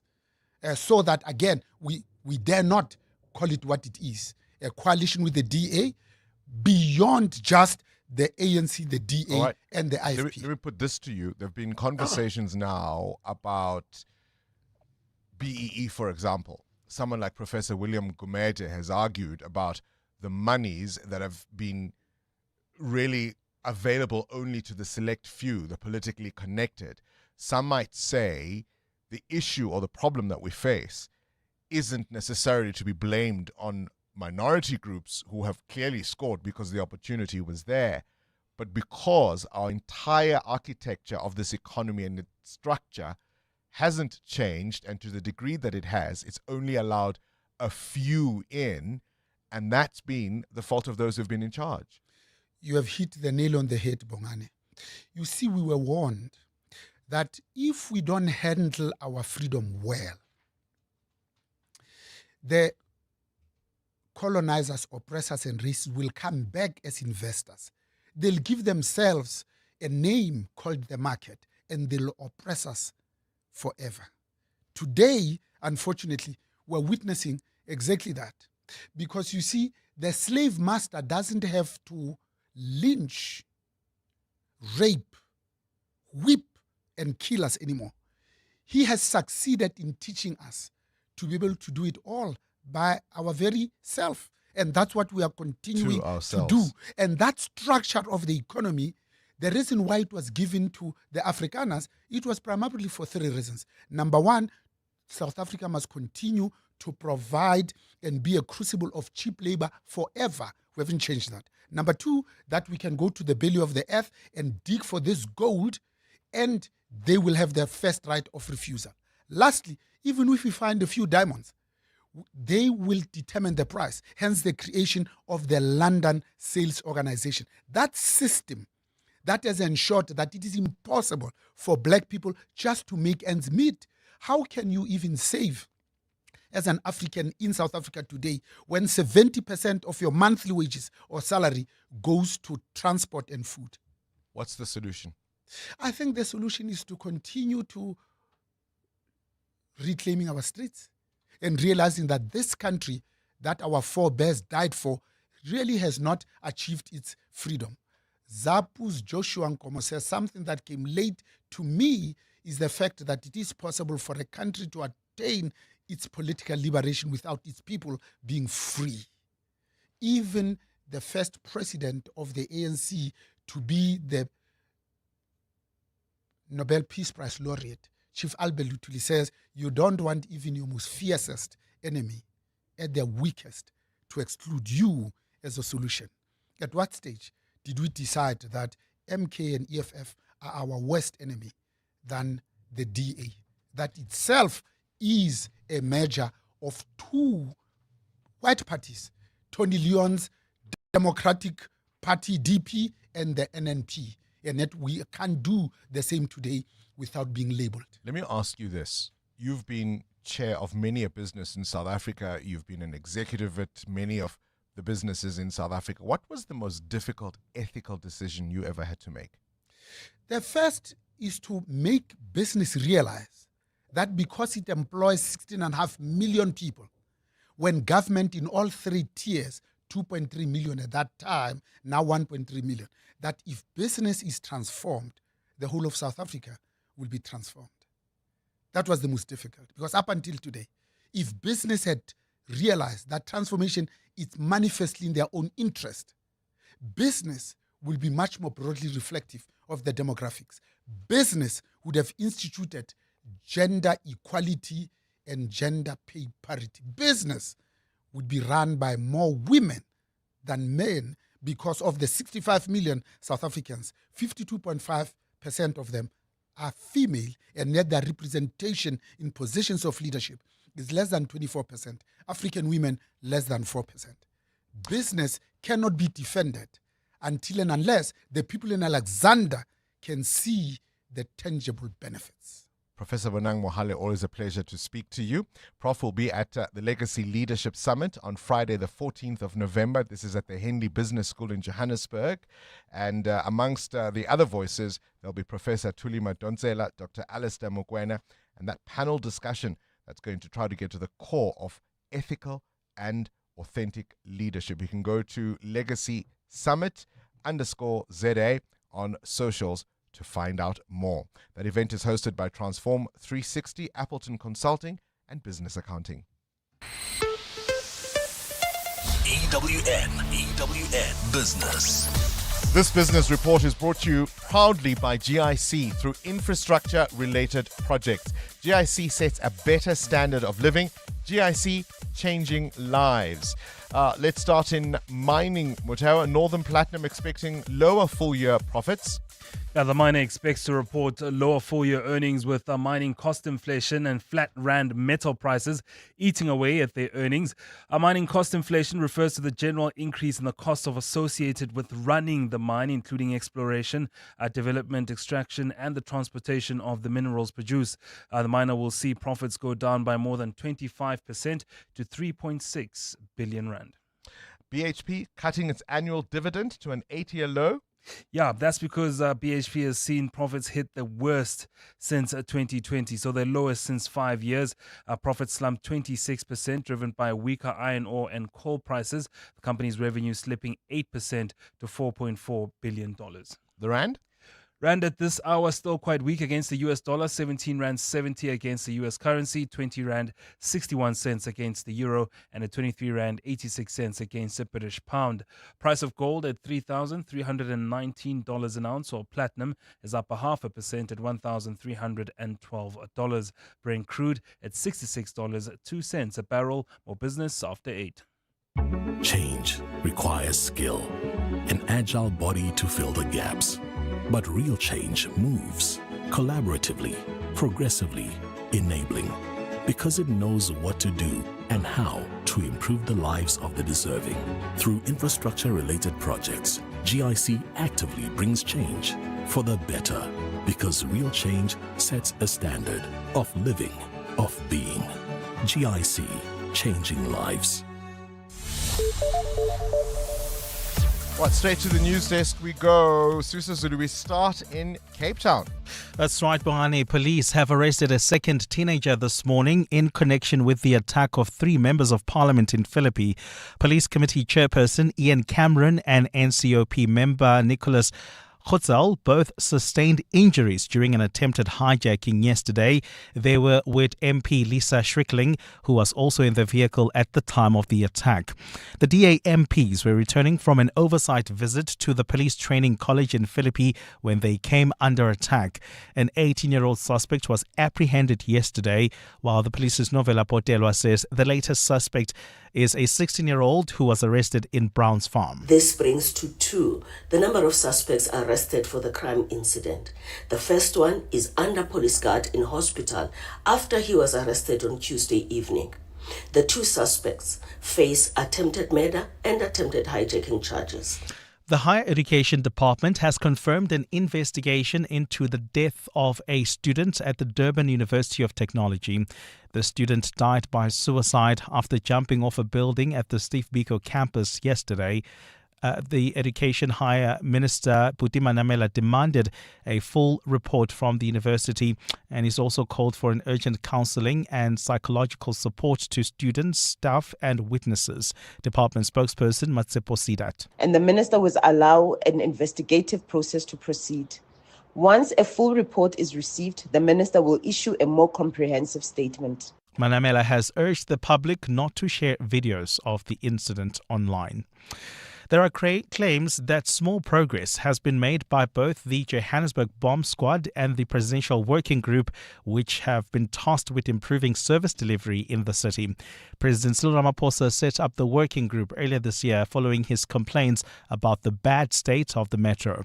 The working group's mandate is to support the city's administrative and political teams in effectively implementing solutions. But Rise Mzansi spokesperson Mabine Siabe says that little has been achieved so far. The bomb squad and presidential Johannesburg working group have clearly failed to make an impact on service delivery needs of Joburgers, and such an admission must be made. But Johannesburg bomb squad member Vicky Shuping says there's rapid progress. We've established a war room. War room A is to ensure that we focus on addressing service delivery issues. We also have a war room that focuses on finance. We call it a Friday war room, to deal with our financial situation in the city. So basically that's what we do. We have passion for the city, and that's why most of the people volunteer to be part of the bomb squad members. And President Cyril Ramaphosa is set to lead a high-level delegation in Japan today as African leaders look to strengthen ties. Ramaphosa arrived in Japan yesterday on a ticket for the 9th Tokyo International Conference on African Development Summit. He's also joined by a high-level business delegation, and the summit kicks off in Yokohama today. Nokayam Dambo reports. During his visit, President Cyril Ramaphosa is expected to meet with captains of Japanese industry and business. Japan is one of South Africa's major economic partners with sizable investments in the South African economy, with more than 90 billion rands in investments. The total bilateral trade between the two countries in 2024 was 132 billion rands, with South Africa recording a trade surplus of 52 billion rands. Part of the president's messaging to parliamentarians, business and developmental agencies in Japan is on the importance of increasing investments into women's, children's and adolescents' health as an imperative for peace and security. 5 ministers, including Trade and Industry Minister Park Stow, Deputy Minister of Health Joe Pahla and senior government officials are part of Ramaphosa's delegation.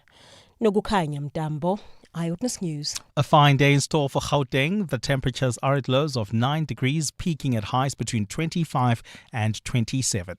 And in the traffic, we've got delays along the M1 North between Boyson's Road and Houghton Drive. This is due to a major accident seen right near 11th Avenue. Traveling in the southerly direction, the same scene will affect you with delays coming out of Glenhove Road. Please be on the lookout there. The top story this hour. Cape Town police have arrested a second teenager this morning in connection with the attack on 3 members of parliament in Philippi. Clement Manatella. Weekday mornings, 9 to 12. 9 to 12. What do you think you're going to do to try and resolve the systematic challenges at NSFAS, especially because government really is still underfunding NSFAS? And without that funding and capacitating it, then you're not really going to resolve. Yeah. Look, firstly, I think we must play the role we should play, which is policy and oversight. I'm shivering when I think of what the AG is going to say about the NSFAS in terms of their finances, but also in terms of governance and their capacity at senior management level. And my conversation with a whole lot of people have indicated that part of the bigger problems at NSFAS has been as a result of political interference. Whether that's true or not, it's something that I'm taking to heart. Minister of Higher Education, Buti Manamela. Clement Manatella. 9 to 12 on 702. 10 years ago, Illuma Capital set out with one goal: to help people like you build a legacy for tomorrow. Through personalized strategies and unwavering dedication, we've been instrumental in helping our clients achieve their financial dreams, whether it's securing retirement, growing wealth, or planning for the unexpected. For a decade, we've been trusted to guide your financial journey with expertise and care. Visit illuma.co.za today. Illuma Capital is a licensed FSP. T's and C's apply. Choose the best. The new Huawei Pura 80 series. The master of photography. A super sensor with precision zoom. Stay sharp from dawn to dusk with a superior 1-inch ultralighting camera and ultralighting macro telephoto lens. The master of color, enhancing every frame with vibrant color and incredible clarity. Tricky lighting? No problem. Take portraits against the light with every face perfectly illuminated. It's more than a phone. It's a professional studio in your pocket. Go beyond with Huawei Pura 80 series. Live extra at Checkers, SA's #1 value for money supermarket, and save on Parmalat or Bonita salted butter, 500 grams for $74.99. Dower Egberts instant coffee, 200 grams for $169.99, and Huggies Gold jumbo pack or extra care nappies or pants, any 2 for $199.99 per pack. Valid until Sunday at Checkers, Checkers Hyper, or shop on 6060. The 12th edition of the DSTV Delicious International Food and Music Festival, powered by Lotto Stars, here. Experience the unbeatable vibes this heritage weekend at the Kyalami Grand Prix Circuit, the 20th and 21st of September. So Saturday the 20th, catch Don Toliver, Cuesta, Inkabi Zezwe, and more. Then Sunday the 21st, don't miss the iconic Lauryn Hill on her 25th anniversary tour with special guests Wyclef Jean, YG Marley, and Zion Marley, with Lira, Mandi Sityankis, and Zoe Mudicha also performing on the Sunday. Tickets at Ticketmaster. The DSTV Delicious International Food and Music Festival, powered by Lotto Star, proudly supported by 7:02. 702. WhatsApp Bongani on 072 702 1702. Good morning, Bongani. Good morning, 702 listeners. Sebastian here. Bonang Mohale, you hit the nail on the head. This government of GNU is not working. Yes, for who is it serving? Thank you very much. You have now made my day, and I've been saying it forever. You hit the nail on the head. GNU for who? Thank you. Bye. Bongani Bingwa, Professor is spot on about everything. He is spot on. The thing is, we don't like as human beings to be honest with ourselves and look ourselves in the mirror and be honest and take responsibility. What he's saying is true. And for us to move forward, to have ethical people in leadership positions, those people, all of us have to look at ourselves and say, hang on, where have I gone wrong? What is wrong with me? How can I improve? Why am I greedy? Why don't I want to see the next person succeeding? Without asking ourselves those questions and being honest, we'll never move forward. Thank you for a lovely show. Morning, Bongani and teams. Jody here. Listen, you are being schooled there. I love every time I listen to this oak. Everything that comes out of his mouth makes perfect sense in the reality that we're currently facing. Well said there, sir. Have a lovely day, 702 land. Morning, 702 land. SM here in Cape Town. I was just listening to the doctor and I was with him up until he got to the point that so many South Africans get up to, which is, everything would be great if, the DA would leave us alone, sort of thing. They're the problem. And I'm like, I don't care if it's a gray, green, blue, red person that can help things get better. Yes, there's a history. Yes, there's going to be things about them that we don't like, but they are part of the solution. I was intrigued by the inclusion of the MKP as part of the solution because, of course, as Bonang Mohale himself pointed out, the MKP really are a splinter of the ANC. And so even if you look, this was his argument, at the results of the May 2024 election, 64% of the electorate chose some incarnation of the ANC, whether the original mother organization or those that have split from it. I was intrigued that he included, in particular, the MK party, because, of course, many of the leaders of the MK party were the ones that you could argue drove the ANC to the ground and much of the country in the same way. These are the people that were Zuma's coterie of leaders who were part of the state capture issues. Now, I'm not suggesting that state capture is over, but certainly the brazen, naked kind we saw under Zuma and the Guptarization of our state institutions, all of that is very much driven or was driven by the people now in MKP. I found it intriguing that he thought they should be part of the solution. 702. What's the question? What's the question is brought to you by Outsurance. Your chance to win up to 3,000 Rand in cash. First, 1,000 Rand for the answer, and then a little later, 2,000 Rand if you can give us the question. SMS out to 45142 now, and you could save on your car insurance. Titus in Johannesburg has today's answer. Good morning, Titus. What's the answer? Good morning, Bong. It doesn't really matter. Doesn't really matter. That's a great one, Titus. And have you got yourself a quote from Outsurance? Yes, I have. Because it does matter, doesn't it, Titus? 1,000 Rand is coming your way, all thanks to Outsurance and 702. All right, Titus says, doesn't really matter. That's the answer. What's the question? Call us if you know on 011 883 0702. EWN Sport. And this EWN Sport is brought to you by RMB Corporate Banking. Ready, set, cash flow. Anthony Teixeira is in the studio. I mean, he's just a fantastic ambassador for the game, no matter what English Premiership team you represent. And of course, he's one of us from this continent. Who am I talking about? Good morning, Bongani. Well, you're speaking about Liverpool forward Mohamed Salah, as he was named the PFA Player of the Year, becoming the first player to win the award on 3 separate occasions. He was instrumental in the Reds' second Premier League title campaign, scoring 29 goals and providing 18 assists. Meanwhile, Aston Villa's Morgan Rogers' breakthrough season saw him walk away with the Young Player Award. He enjoyed a successful year at Villa Park as the club finished 6th in the league, reached the FA Cup semi-finals and the Champions League quarter-finals. Back home, Kaizer Chiefs and Sekhukhune United are the only sides to have won all 3 of their opening Betway Premiership games and are yet to concede a goal. Babino Noko hammered promoted side Orbit College 3-0. Amakosi had a hard-fought 1-0 victory against Richards Bay.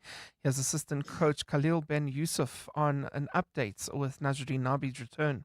Coach Nabi will be with us inshallah this week to prepare next game against Sundowns. Wins elsewhere for TS Galaxy and Polokwane City, as well as a draw between Durban City and Golden Arrows. The midweek fixtures continue with selected matches this evening. See the Brazilians up against Magezi. Winless pair Orlando Pirates and Stellenbosch face off, with kickoff for both those games at 7:30. The Springboks will be led by Jesse Kriel for a second time, while Oxen Che will serve as vice-captain for the first time in his career. The new-look team for the Wallabies test will see the return of Damon Dialendi and Cheslin Colby back from injuries, with Dialendi returning to partner the captain in the double world champs midfield for a record-extending 38th time. Tough to answer because we obviously got a chance to watch him in the Lions series as well. We did that review together as centres for some of the losers as well. There is always a responsibility, not just for me, but for Andre, for Jesse, for Kanan if he goes to 13, or whoever plays in the centre or wherever we play in the position. For us, it's always a big responsibility to own that position when you're playing it. The double world champs face off against the Wallabies in Cape Town Saturday afternoon. And in cricket, the Proteas are up and running in the ODI series after handing Australia the heaviest run defeats at home since 1991. Despite wickets falling in regular patches, Aiden Markram, Themba Bavuma and Matthew Bretsky made half centuries as the South Africans reached 296 for 8 in their 50 overs. Then Keshav Maharaj did the damage with the ball as he took career best figures of 5 for 33 as the Baggy Greens were all out for 198. And the South Africans secured a 98-run victory. Anthony Teixeira, Eyewitness News Sport. Feeling some lag in Sector 3? Copy. Optimizing working capital. Ready. You're approaching a tight corner. Cash flow pressure ahead. Low on liquidity. Supply pressure is building. Set. Deploying cash injection in 3, 2, 1, flow. Nice move. Better supply chain control. Lab time advantage. Faster cash cycles, leaner inventory, and optimized working capital. Ready, set, cash flow. Corporate banking from RMB. RMB, a division of First Rand Bank Limited, an authorized FSP and credit provider. Johannesburg, the Tribute to Women show is here. Join us on the 24th of August at Marks Park in Emerentia as we honor 31 years of democracy and the incredible contributions of women in South Africa. Featuring an all-star lineup, Keisha White, Ami Faku, Thandiswa Mazwai, Loyiso, and more. Get your tickets now at webtickets.co.za. The Tribute to Women show, proudly presented by Shea Entertainment. Do you know what's hiding behind the colorful packaging of unhealthy food? Big food companies target children with unhealthy packaged foods that hide high levels of sugar, salt, and fat, which could lead to heart disease, diabetes, and hypertension. But the truth is hidden from consumers. Front of package warning labels are a proven solution to help consumers make informed decisions. The government must act now.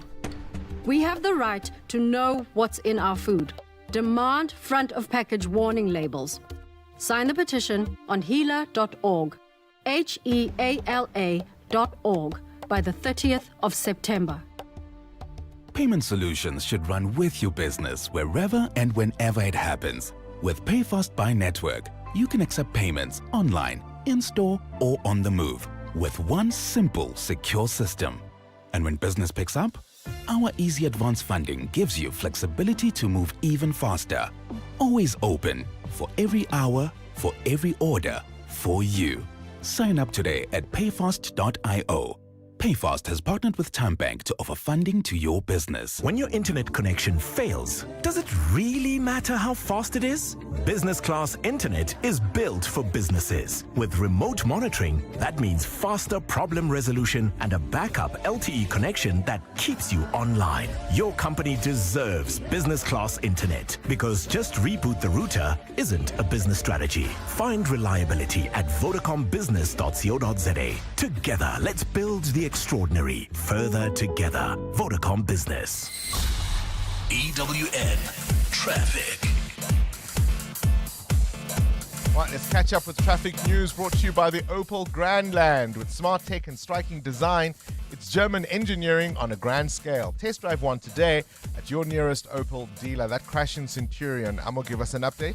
Well, it's causing delays, Bongani. It's right near the N1 off-ramp. This is along the old Johannesburg road, so please be on the lookout there. As a result, the Esidimeni Road is heavily backed up as a result of the scene, so please approach with care. If you're traveling along the N3 North, delays between the Elands Interchange and Modderfontein Road, and that's due to peak time delays. There's also queuing traffic along the N12 West between Edenville Road and the Kirulis Interchange. Please be on the lookout there and drive with care. More updates coming up. There's more EWN on air, online, and on the EWN app. Don't ever settle for great. You know that great feeling after nailing a big presentation? Imagine upgrading that. I'm talking driving home with your car's massage seat, practically high-fiving your bum. Headlights so bright, you feel like the star your boss said you were. Arriving home, making an entrance, grander than your slide transitions. Go grand in the new Opel Grandland, designed and made in Germany. Visit opel.co.za for more. Opel Grandland. Business Outsurance are experts in business insurance for general practitioners, dentists, surgeons, and other medical specialists. Kuveni. It's so nice to know the business risk is taken care of by Business Outsurance. The call center is just a dream to deal with. Very seamless, easy experience, and it just feels like the people we're talking to on the other line understand our needs.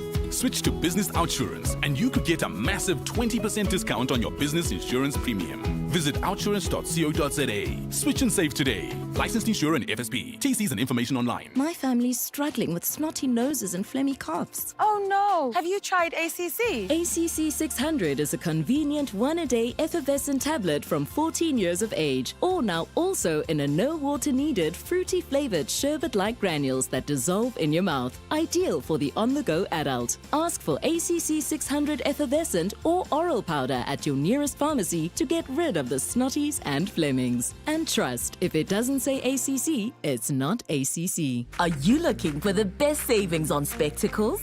At Specsavers, enjoy 1,500 Rand off when you get tested at South Africa's trusted and most established optical group.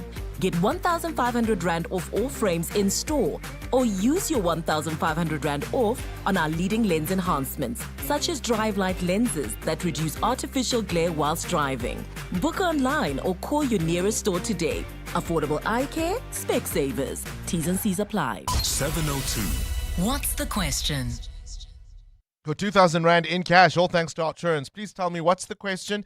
If the answer is, it doesn't really matter. Jules in Pretoria.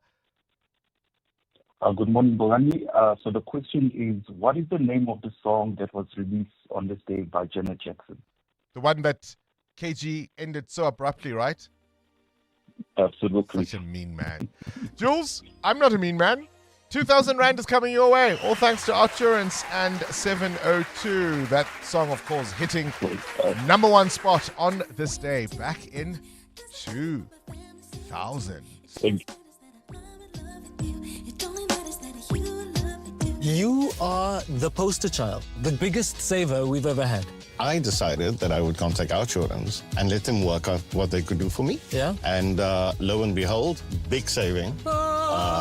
2,794 Rand a month. That's over 33,000 Rand a year. And it was the easiest switch ever. Real people helping real people get real deals. Go to outsurance.co.za now for a 10-minute quote that could save you thousands. Licensed insurer and FSP. T's, C's and information online. The Money Show.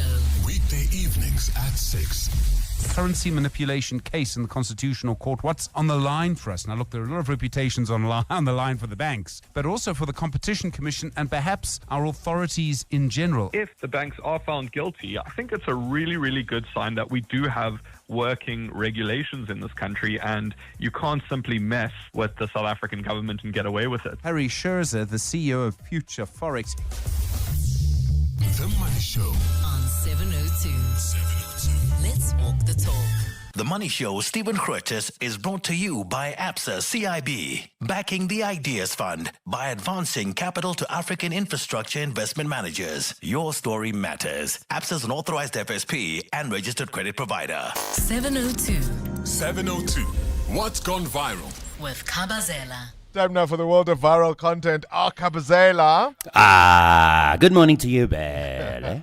Now, Kabazela, do tell me who you can impersonate very, very well. Okay, so this video we're talking about is very funny. So it took place in Las. Who are you impersonating? Kabazela, continue. Are you in Japan or what's happening? Are you big in Japan?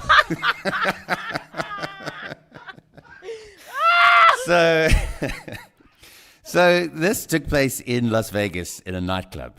Some guy thinks he looks like Justin Bieber, rocks up at this nightclub and says, "Yo, man, I'm here with my crew, and I wanna get in and I wanna perform." So they were like, "Wow, Justin Bieber's coming to our nightclub," and they let him in and they let him perform a set, and there he is on stage, dressed like Bieber would dress. I mean, he has got the tats all over his chest, he's got the shaved head, glasses on, and he performs. And he doesn't do a bad job, but he's not Bieber. But the crowd was thinking, yes, this is a private performance from Justin Bieber. It's wonderful, fantastic. He duped them all. And then people only realized thereafter that they had been had. So the question this morning is, if you could impersonate somebody, who would you impersonate and maybe get away with it? Because people may have said to you, you do a very good impersonation in terms of a voice, accent, or you actually look like an individual. I tried to tell you, but you would not listen. Listen, yeah. I have fought. When I was in Mauritius. Okay, so that was the worst impersonation. Go away. I got a quick story. EWN Traffic. Sorry, Kabazela. This EWN Traffic is brought to you by the Mpumalanga Tourism and Parks Agency. Mpumalanga, the place of the rising sun. Amo? Well, we've got an accident along the N1 South after PF and Raineyveld in the city of Tshwane. It's causing delays. Please be on the lookout there. I'll have more details for you coming up shortly. Stay tuned. There's more EWN on air, online, and on the EWN app. Explore the wonders of Mpumalanga. Discover the ultimate wildlife experience that brings you closer to nature. Get your adrenaline rush with endless adventure activities. Explore breathtaking 4x4 routes or hike the Blade River Canyon, the third largest in the world. Unwind with spectacular landscapes, majestic waterfalls. Mpumalanga, make it your destination of choice. A message brought to you by Mpumalanga Tourism and Parks Agency. Mpumalanga, the place of the rising sun. Visit mpumalanga.com for more information. 702. 702. Feedback with Baphelile Sambo. Baphelile Sambo. Hi, Bongani. Where's your yo-yo? Bongani, no further questions, my lord. Didn't you once say you're going to bring the flute? Bongani. Remember, you know that friend who says they can do this? You are not going to do that. Quick sticks, what feedback do you have? Our big interview with Professor Mohale, there's many positive responses, reaction. Many agree with him. They're actually suggesting ethical leadership. They're saying instead of the national dialogue, why not a national ethical dialogue where all these leadership and leaders come in and they have these classes? Yeah, that's what they're calling for. But many are saying might be too late for all that. Look, I can hear questions and lessons about ethical leadership from someone like Bonang Mohale. The problem is when the politicians come and want to tell us about ethical leadership, where we're going to go, Those it's going to be a skibidi. Yeah, it will be a skibidi moment. It will be a skibidi situation. All right, we'll take more of your calls, your responses to what you've heard. That earlier conversation about the map. I really think it's time for African countries to change that narrative themselves. I don't think you should wait for some other body. AU countries should start having the maps they want in their classrooms, and I think it's as simple as that, quite frankly. You let me know your view. It's time for Eyewitness News. This is EWN. Police vow to accelerate an investigation into the attacks of MPs, and a decision looms for criminal liability in the Esidimeni tragedy. Good morning, I'm Sfiso Zulu. Western Cape Police say a third person is expected to be arrested as they continue to investigate the attack of 3 members of parliament in Philippi. Police Committee Chairperson Ian Cameron and NCOP member Nicholas Hotzel both sustained injuries during an attempted hijacking yesterday. MP Lisa Shrickrell was also in the vehicle at the time of the attack. Lauren Isaacs has more. The DA MPs were returning from an oversight visit to the Police Training College in Philippi when they came under attack in their vehicle yesterday afternoon. Hours later, police apprehended an 18-year-old suspect as he sought medical assistance at a facility in Lentegeur. The police's Novella Potalwa says it's believed the teen was wounded when one of the vehicle occupants allegedly fired a shot in response to the attack.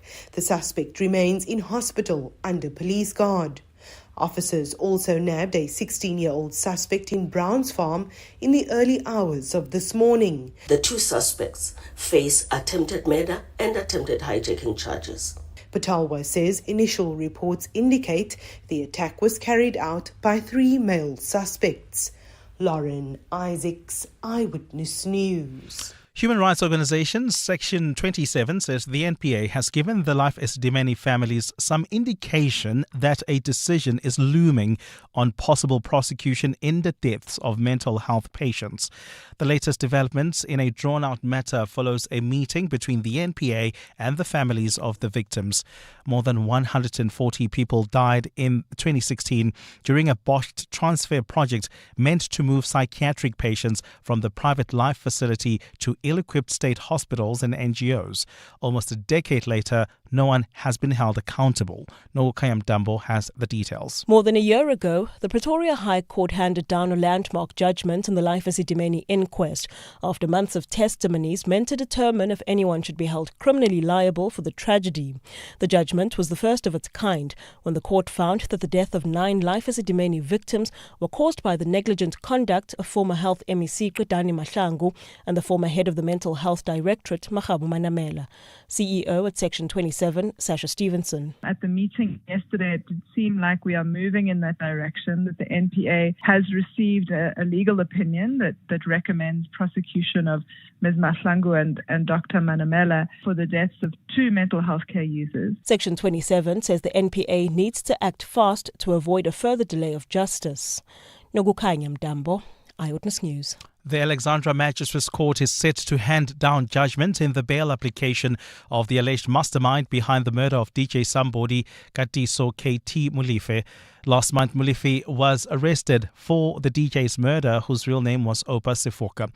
He was later linked to the 2022 murder of another musician, DJ Fintos, who was shot at a nightclub in Orlando East. Khomozo Modise has more. When Katiso KT Molefe was arrested in connection with the murder of DJ Somebody last month, he was already out on bail after his arrest in connection with another hit last year. His lawyers have used the fact that he was granted bail on new facts by the Pretoria High Court to argue that a high court has already found him eligible for release.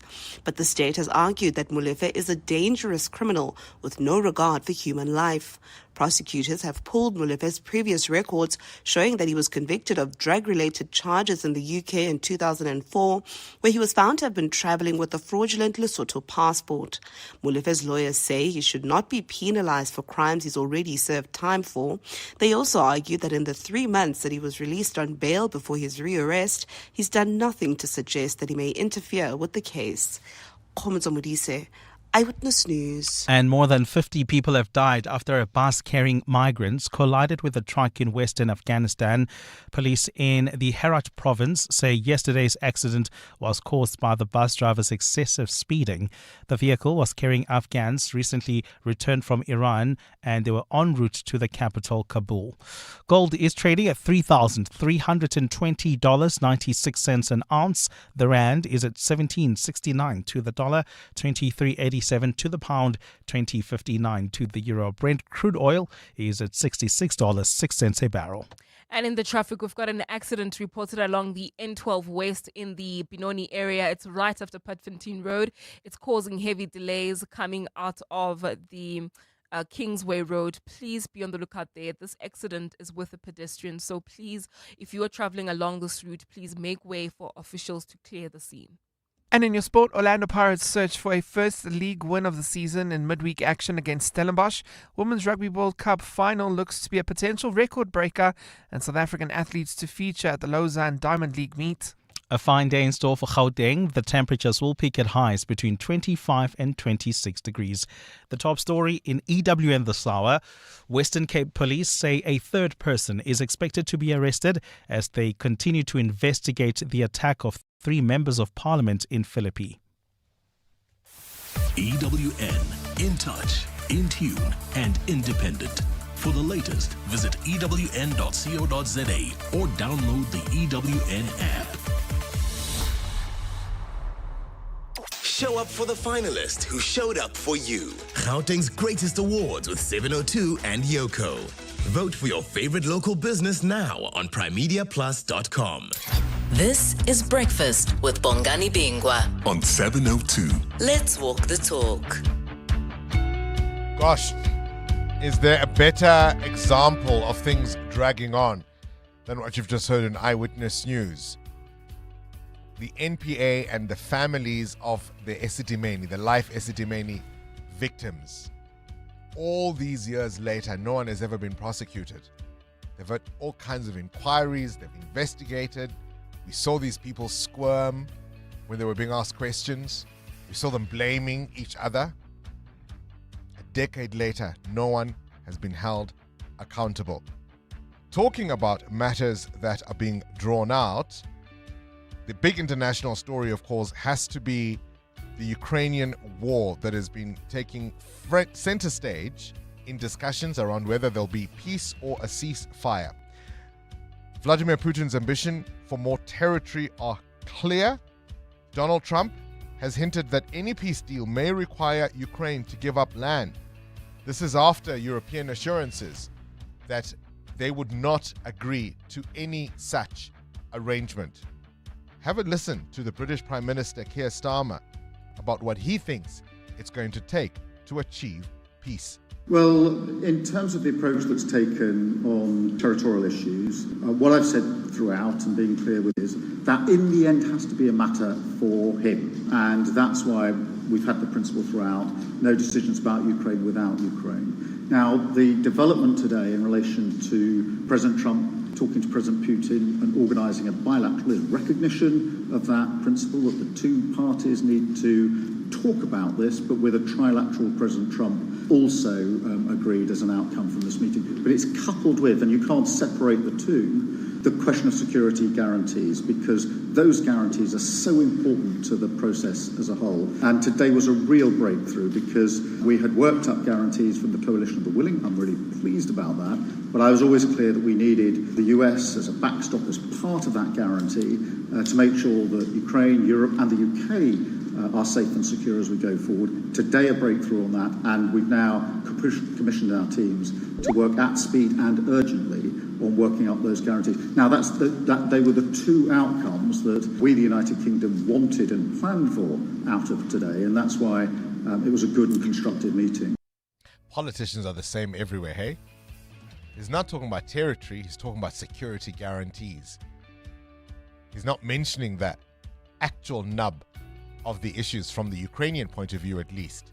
He's now saying, if you give up this much, that's where it's going, isn't it? This is Breakfast with Bongani Bingwa on 702. Let's walk the talk.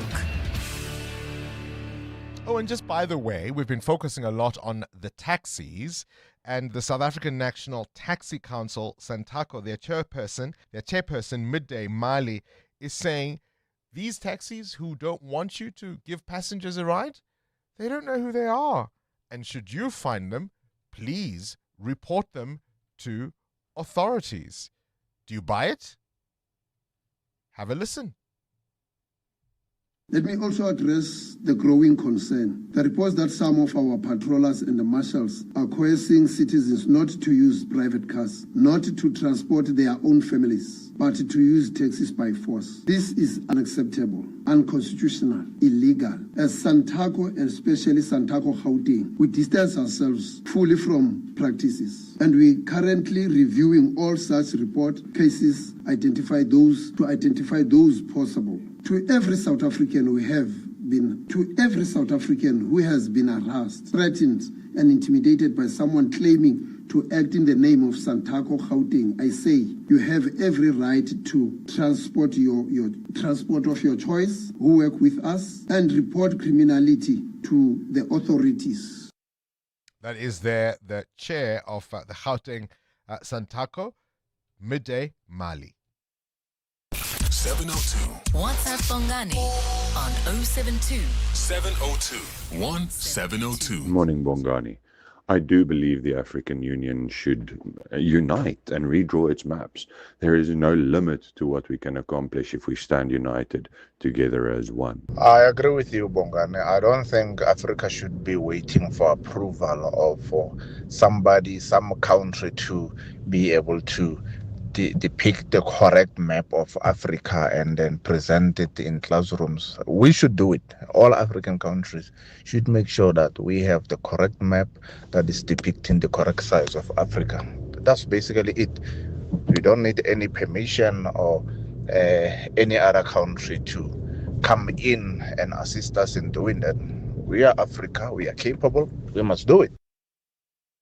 Yep, we're talking, of course, about changing the map of the world. The African Union is saying the Mercator projection of the global map is inaccurate, mostly because it says specific things about the size of Africa, and those things have a real impact on who we are and how we see ourselves in the world. There are many other projections that you could consider, and something gets distorted in one way or another because you're taking a globe and you are flattening it. But at least in terms of size, they say, there must be some fidelity to that. Morning, Bongani, Charlotte in Rudderport. I agree with a lot of things that Prof said, but my view on the 700 million is that it's not about the money. It's not about the figure. In many organizations, there comes a time where you need to put your heads together and reflect on your successes, if any, or just on your failures, and come up with action plans and time frames so that you are able to measure yourself. And there's nothing wrong with the dialogue, especially because it's a room now where every sector can participate. So people must go to the dialogue and challenge matters within and be part of the solutions. He must submit his solutions to the dialogue. I mean, I didn't even hear what he was saying when you asked him what is the solution. And many of us are very, very clear when we describe the problems of our countries. But coming up with solutions becomes a challenge. This is the opportunity now to sit and dissect and come up with solutions. Thank you. I think part of the issue is that many South Africans present those solutions every single day. The question is anyone listening? Let's talk. We're listening. Hi, good morning, Bongani and the team. Trust you guys are well. The Ian Cameron attempted hijack incident, and Bongani hijacking, and all the windows are smashed. I don't know. Let's wait and see. It's a bit odd. And they arrest the guy so quickly. The high-profile murder cases, they're still looking for suspects. Case is still rolling. But yeah, within 24 hours? Yeah, okay. Let's wait and see. Thank you. Bye-bye.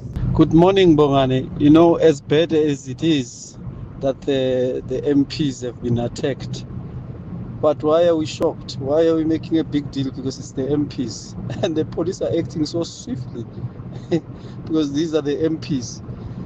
It's time for them to learn that these things we've been complaining about, they do happen. Crime is infested our country because the government is doing nothing. They're in a government of national unity, and they were just being shown flames. That these things do happen. We always tell the politicians, crime, crime, crime. But they're sitting comfortably in their homes. Now crime is following them. It's going to affect each and every one of us. Indeed. Contrasting views there, one suggesting perhaps there's more to that attack than meets the eye, the other saying, listen, it's time the politicians feel what many of us go through every single day.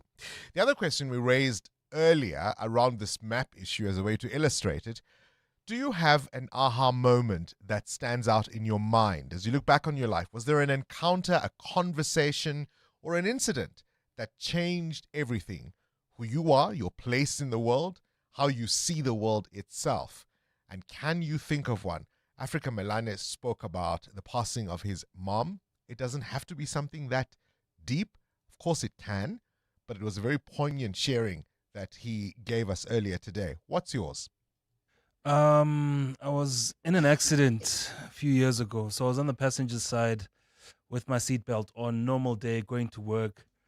And the few seconds I took my seatbelt off to grab something from the cabbie hold, somebody smashed on the side of the car, right? And those few seconds just let me know that it doesn't matter what it is, I still need to have my seatbelt on.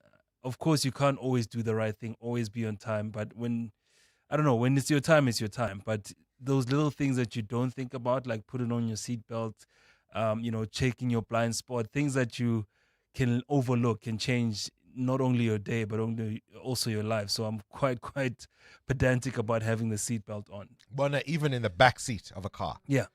In my car, everybody puts their seatbelt on. Even if I myself am in an Uber in the back seat, the seatbelt is on. It took like 2 seconds. Literally, I clipped it off, grabbed the paper as I lifted my head. Boom. And you saw your life flash before your eyes? Yeah. Really? And I was just like, wow. Gosh. Amo?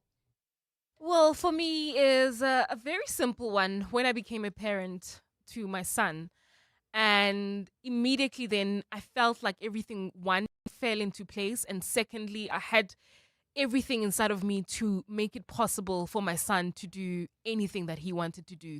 1, to be alive. 2, to reach for his dreams. 3, to just provide for him. So I think when I became a parent was an aha moment for me. The moment that changed everything. What was it for you? Breakfast with Bongani Bingwa. Hi, Bongani. Yeah, I'm afraid that it unfortunately starts with our leaders. Ethical leadership can save our country, but they need to set the trend. I have seen with my own personal eyes that one of our new ministers, when he comes up to Kauteng, drives an I-20 around Kauteng, stops at stop streets. And if we can instill that and get our own people to understand that by showing how it is done, then I guess that'll spill down to the residents and to the citizens of our country. Phil from Meyerton, Midval.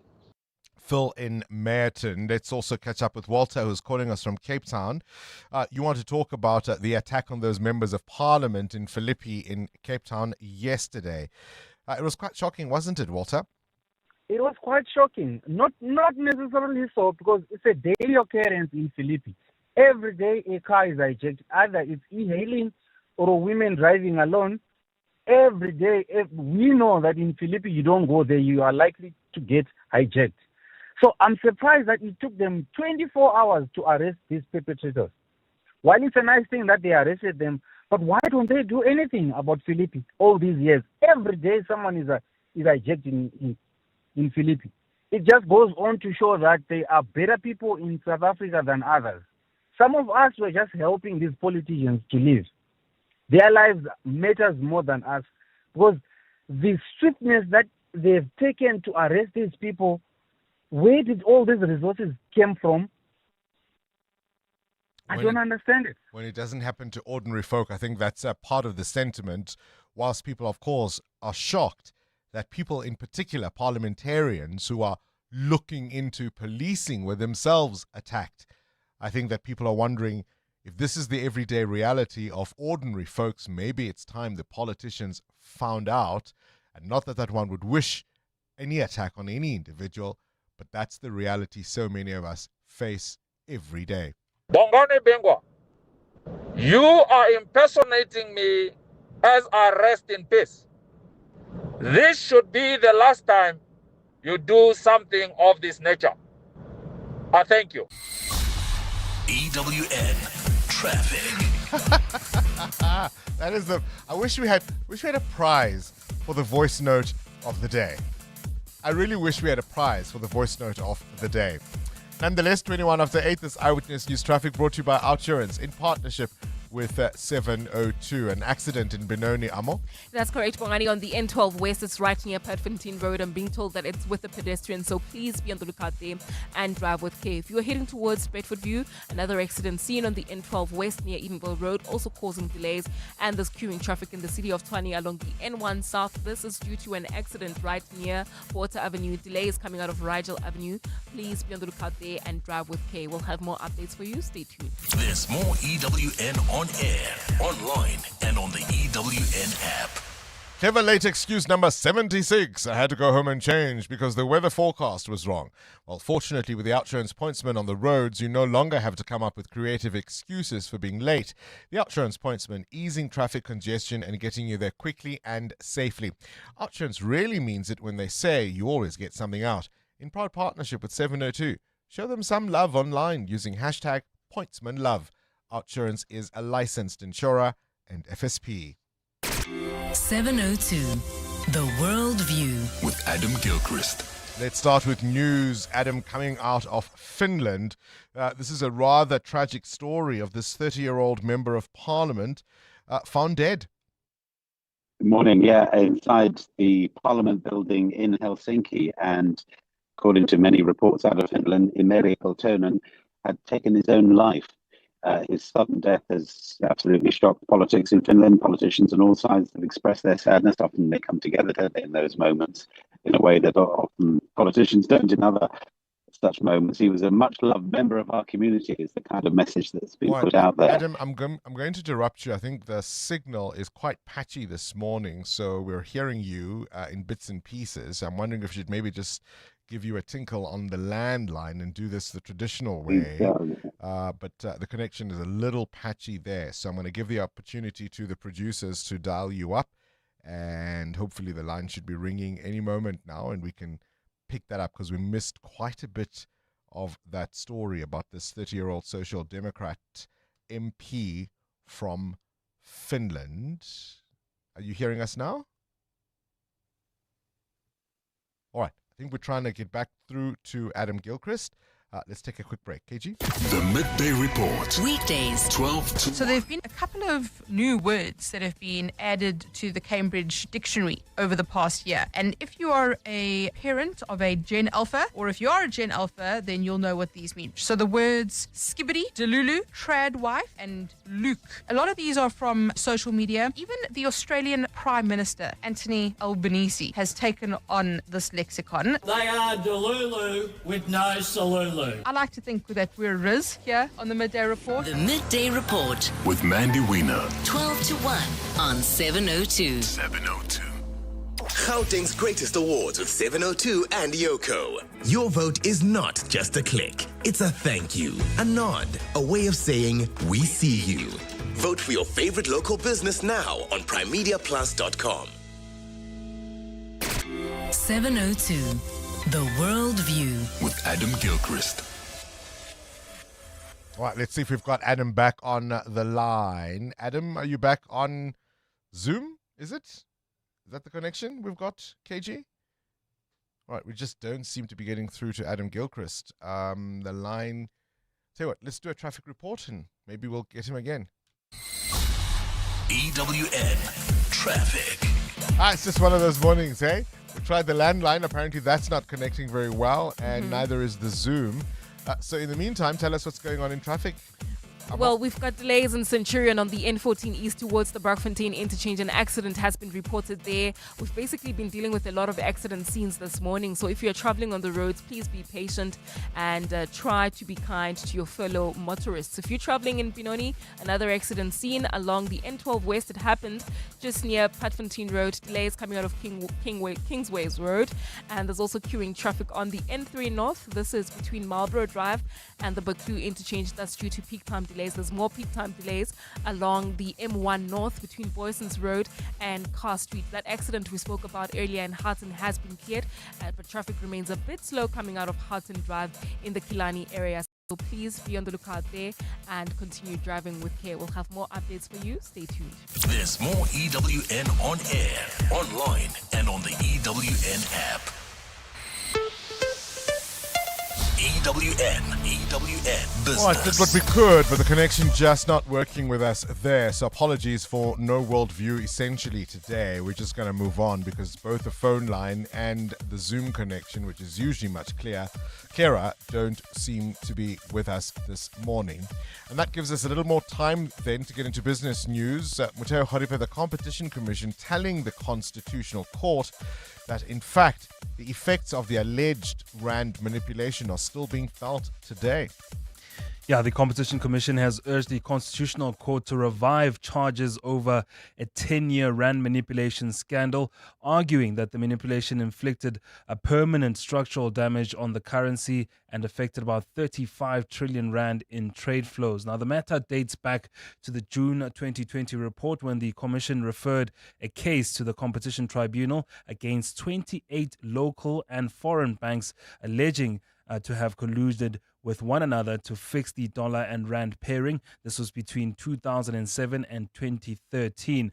Now, representing the competition regulator, advocate Tembeka Nkukaitobi says the way that the banks colluded with each other is still affecting the South African rand and weakened the local currency and continues to effectively affect the country's imports and exports of dollar-denominated products. Now, this matter will be heard until Friday, the 22nd of August, with banks like Nedbank Limited, Bank of America, and other lenders expected to respond.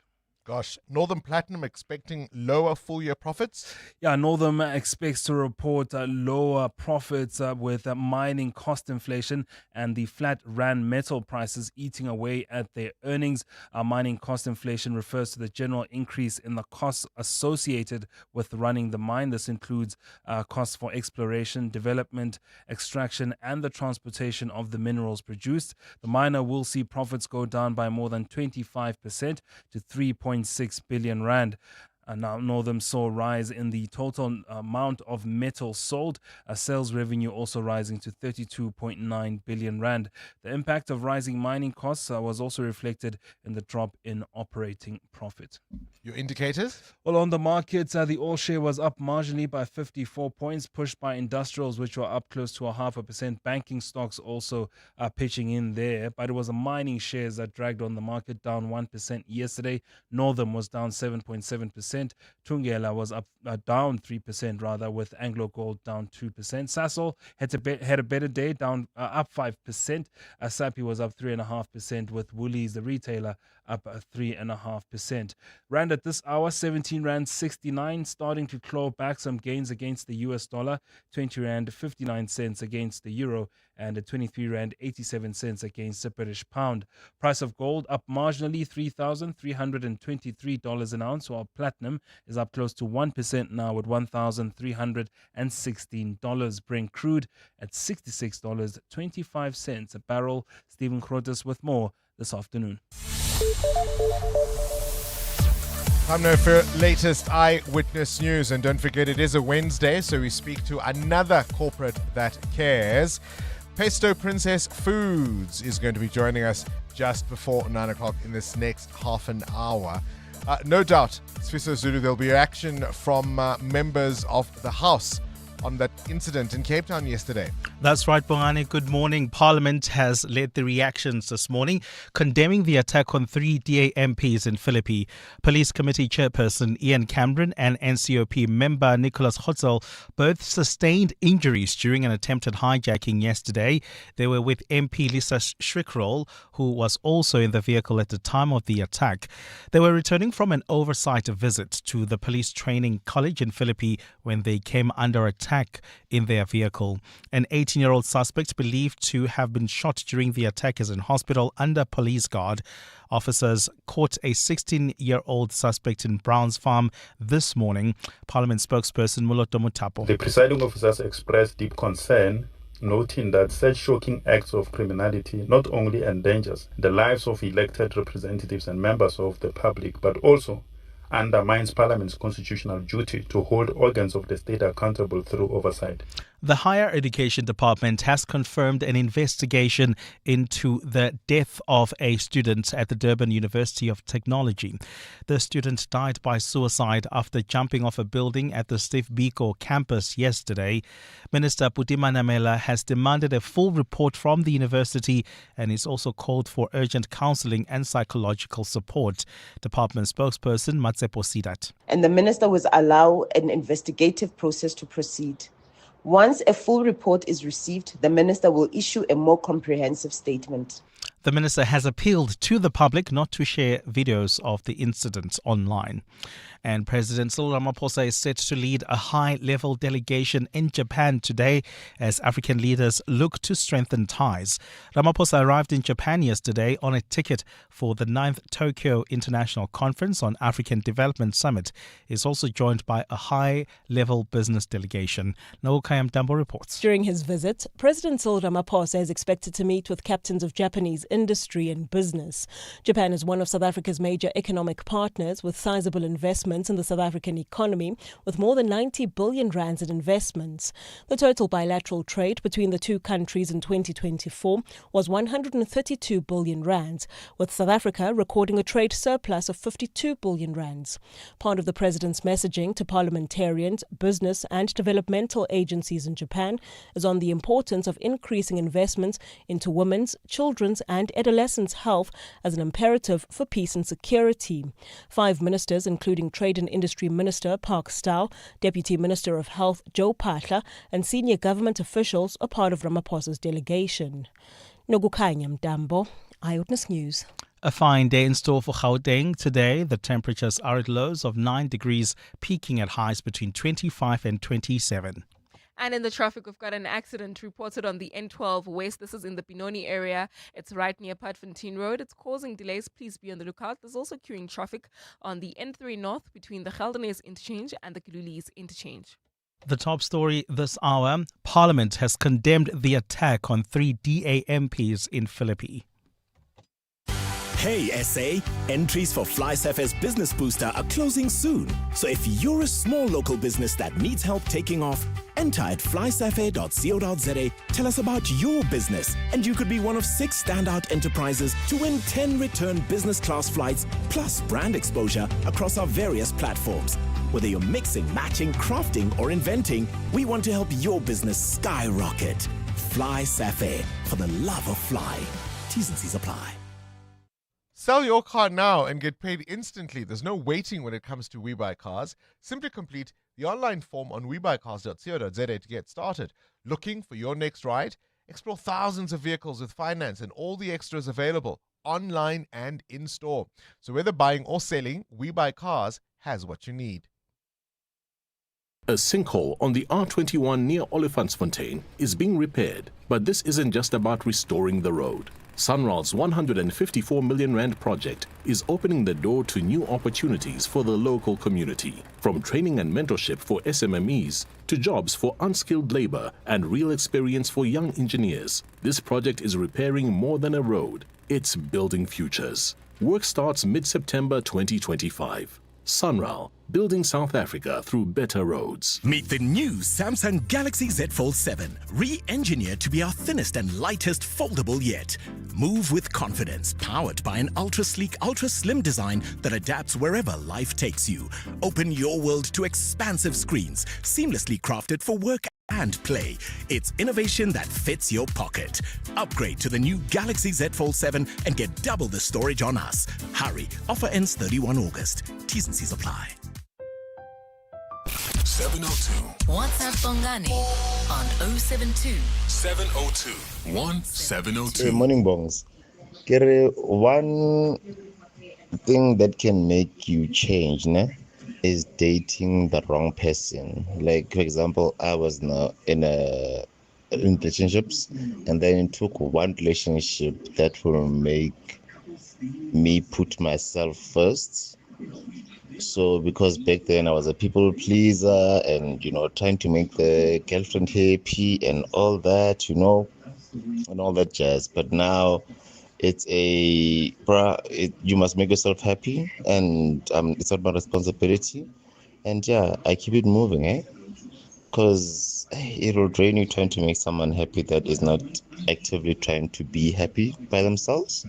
So yeah, it's growth, Cooks from Devland. I love that. I love that sense of self-awareness, because what we've also got to be honest about is not all of us are on the same path in terms of self-development and self-awareness and self-reflection. And sometimes you've got to know when to let somebody go and do their work for themselves. You can't do it for them. You can love somebody, you can support somebody, but you can't live their life. You can only live yours. I absolutely love that. I'm changing my mind about the voice note of the day. Molweni. Wow, my moment is very similar to Moteo's. Driving down to Cape Town, Varsity, GCT, in 1986, July the 20th. I took off my seatbelt. I was a passenger at the time, to grab a CD. I think we're playing reggae, just to emphasize how I remember the moment. Yeah, and the car overturned. For whatever reason, there was an issue with the tire or something, and I was in ICU for a couple of days to go to ski. Yeah, seatbelts all the way, Bongani. I agree with you fully. Great show. Goes soon. We were talking about your aha moments, that before and after, when everything changed. Morning, Bongani and team. Great show as always. How, Bongani? How can you say you wish there was a prize for the best voice note when you can make things happen? So make a plan, Baba. EWN Sport. Fair. EWN Sport brought to you by the all-new Hilux Legend 55. For 55 years, the Hilux has been conquering South Africa's toughest terrains, and now there's a new legend in the family. Anthony Teixeira. Let's talk about the midway fixtures in local football. Yeah, Bongani, it will continue today, the Betway Premiership, as we have Mamelodi Sundowns against Magezi, and if Orlando Pirates are to pick up a first league win of their campaign, they'll need to get past Stellenbosch. Coach Abdeslam Wadu. When you have such many players, you have to find the right solution. It's what we are trying to do. We have to believe on that. There is a lot of expectation, but want to do is to bring happiness to our fans, to win games, and to bring back the club where it should be. Meanwhile, Amazulu face Marimo Galant's games simultaneously kick off at 7:30. Perfect starts continue for Kaizer Chiefs and Sekhukhune United as they've collected all available 9 points and are yet to concede. The Women's Rugby World Cup final at Twickenham looks set to be the most attended women's rugby match in history. It's officially been declared a sellout in the 82,000 capacity stadium, eclipsing the current record of 58,000. Across the 32 match event in England, more than 375,000 tickets have been sold. The opener is Friday evening with the hosts against the USA, while the Springbok women will begin their campaign Sunday against Brazil. Rassie Erasmus has gone for a 6-2 bench split for the Rugby Championship clash between the Boks and the Wallabies. The 6-2, we feel we need that. In this game at altitude, we thought running all over will tire their legs, and we got that totally wrong and maybe outsmarted ourselves, and they really played clever. So, 6-2 probably will point more at the grind than a running game, and I think the weather will also not allow us to really run around, and we're just running and not really being effective last Saturday. The pair meet Saturday afternoon in Cape Town, where the Boks haven't lost since 1992 to the Aussies. In tennis, crowd favourites Emma Raducanu and Carlos Alcaraz are out of the US Open mixed doubles. They were beaten 4-2, 4-2 by Jack Draper and Jessica Pegula, who now face off against Iga Swiatek and Casper Ruud in Wednesday's semi-finals. And in athletics, the 50th Lausanne Diamond League meeting sees South African athletes competing throughout Wednesday. Akani Simbini is in the men's 100 metres, Prudence Godiso in the women's 800 metres, and Ioane Du Plessis has the women's javelin throw. Anthony Teixeira, Eyewitness News Sport. It's not just a bucky, it's the new Hilux Legend 55. So it's not just another launch, it's a legacy continued. It's not just an updated exterior, but sleek design with styling bar and roller shutter. It's not just Legend 55 badging, it's a legendary badge of honor. And you're not just a driver, but part of our community, our legacy, our legends. It's not a buggy, it's the new Hilux Legend 55. The Dis TV Delicious Festival, powered by Lottostar, is back with just one ticket. You can experience unforgettable music, mouth-watering food, bold fashion, vibrant art. It's Saturday the 20th and Sunday the 21st of September. Celebrate with friends and bring the family for a picnic on Sunday. This year, DSTV celebrates 30 years with international headliners, South Africa's hottest talent, and a feast that's as big as the vibe. It's Africa's biggest music and food festival. Get your tickets now at Ticketmaster. The DSTV Delicious International Food and Musical Festival, powered by Lottostar and supported by 702. More on deliciousfestival.com.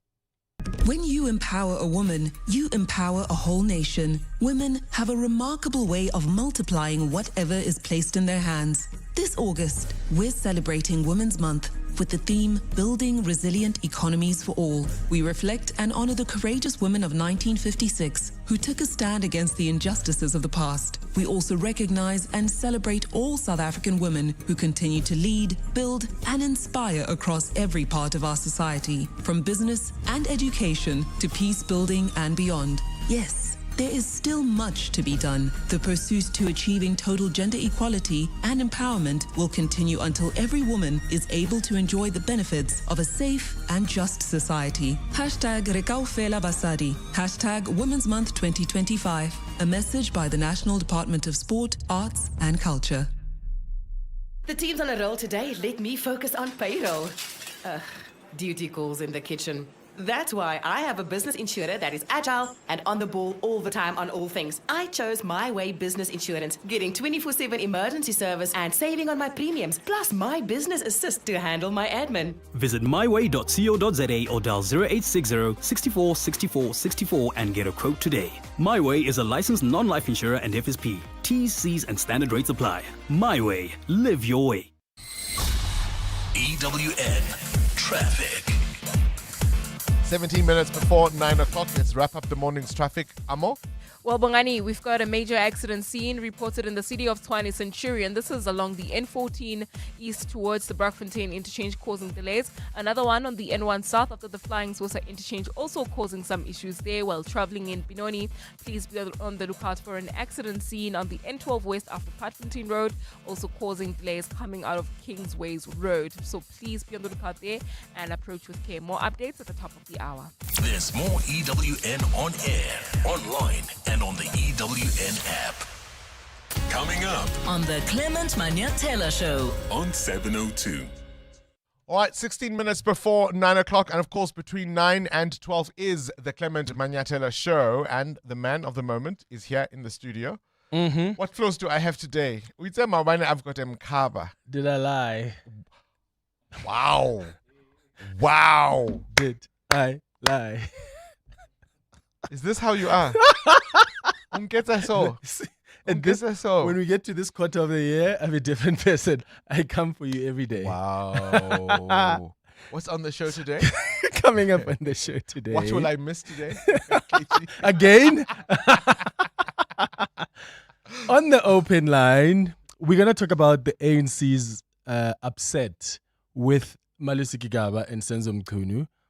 And I want to play, because I could play 10 clips of different leaders of the ANC who have said something similar. Same thing, yeah. but I'll just play Including probably the 5 or president. 6, including the president. So what is it? Why go after these two people now? I've got my own thoughts, and I want to hear what the listeners think. So we'll chat about that on the open line. Because Malusi Kikaba doesn't have MCAP. Well, that could be the case, but Senzo does. So you see, why him? I did not say that. And then at 10 You'll o'clock, be alone at the PCCSA. guess what we're talking about at 10 o'clock? We're doing the healing hour.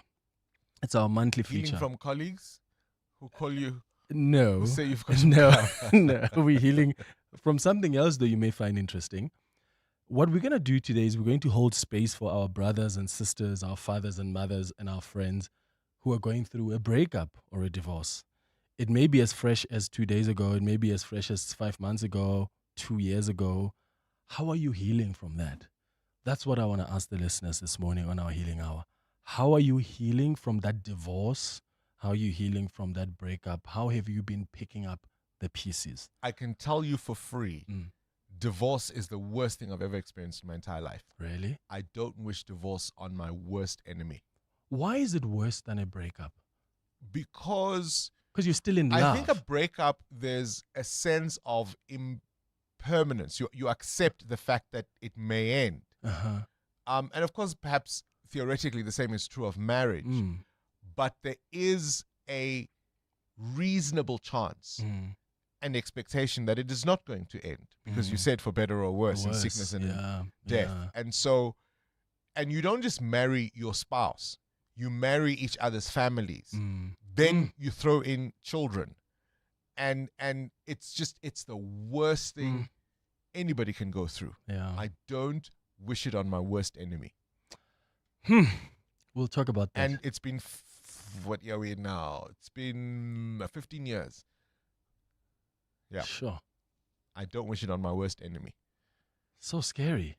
And I get that at times there's a reason for it. Yeah. I mean, it makes sense as to why you should do it sometimes. Still doesn't make it any easier. Yeah. So we'll talk about that between 10 and 11 o'clock. If you are going through a breakup, you're going through a divorce, you know our healing hour. It's a safe space for us to talk and just share our pain.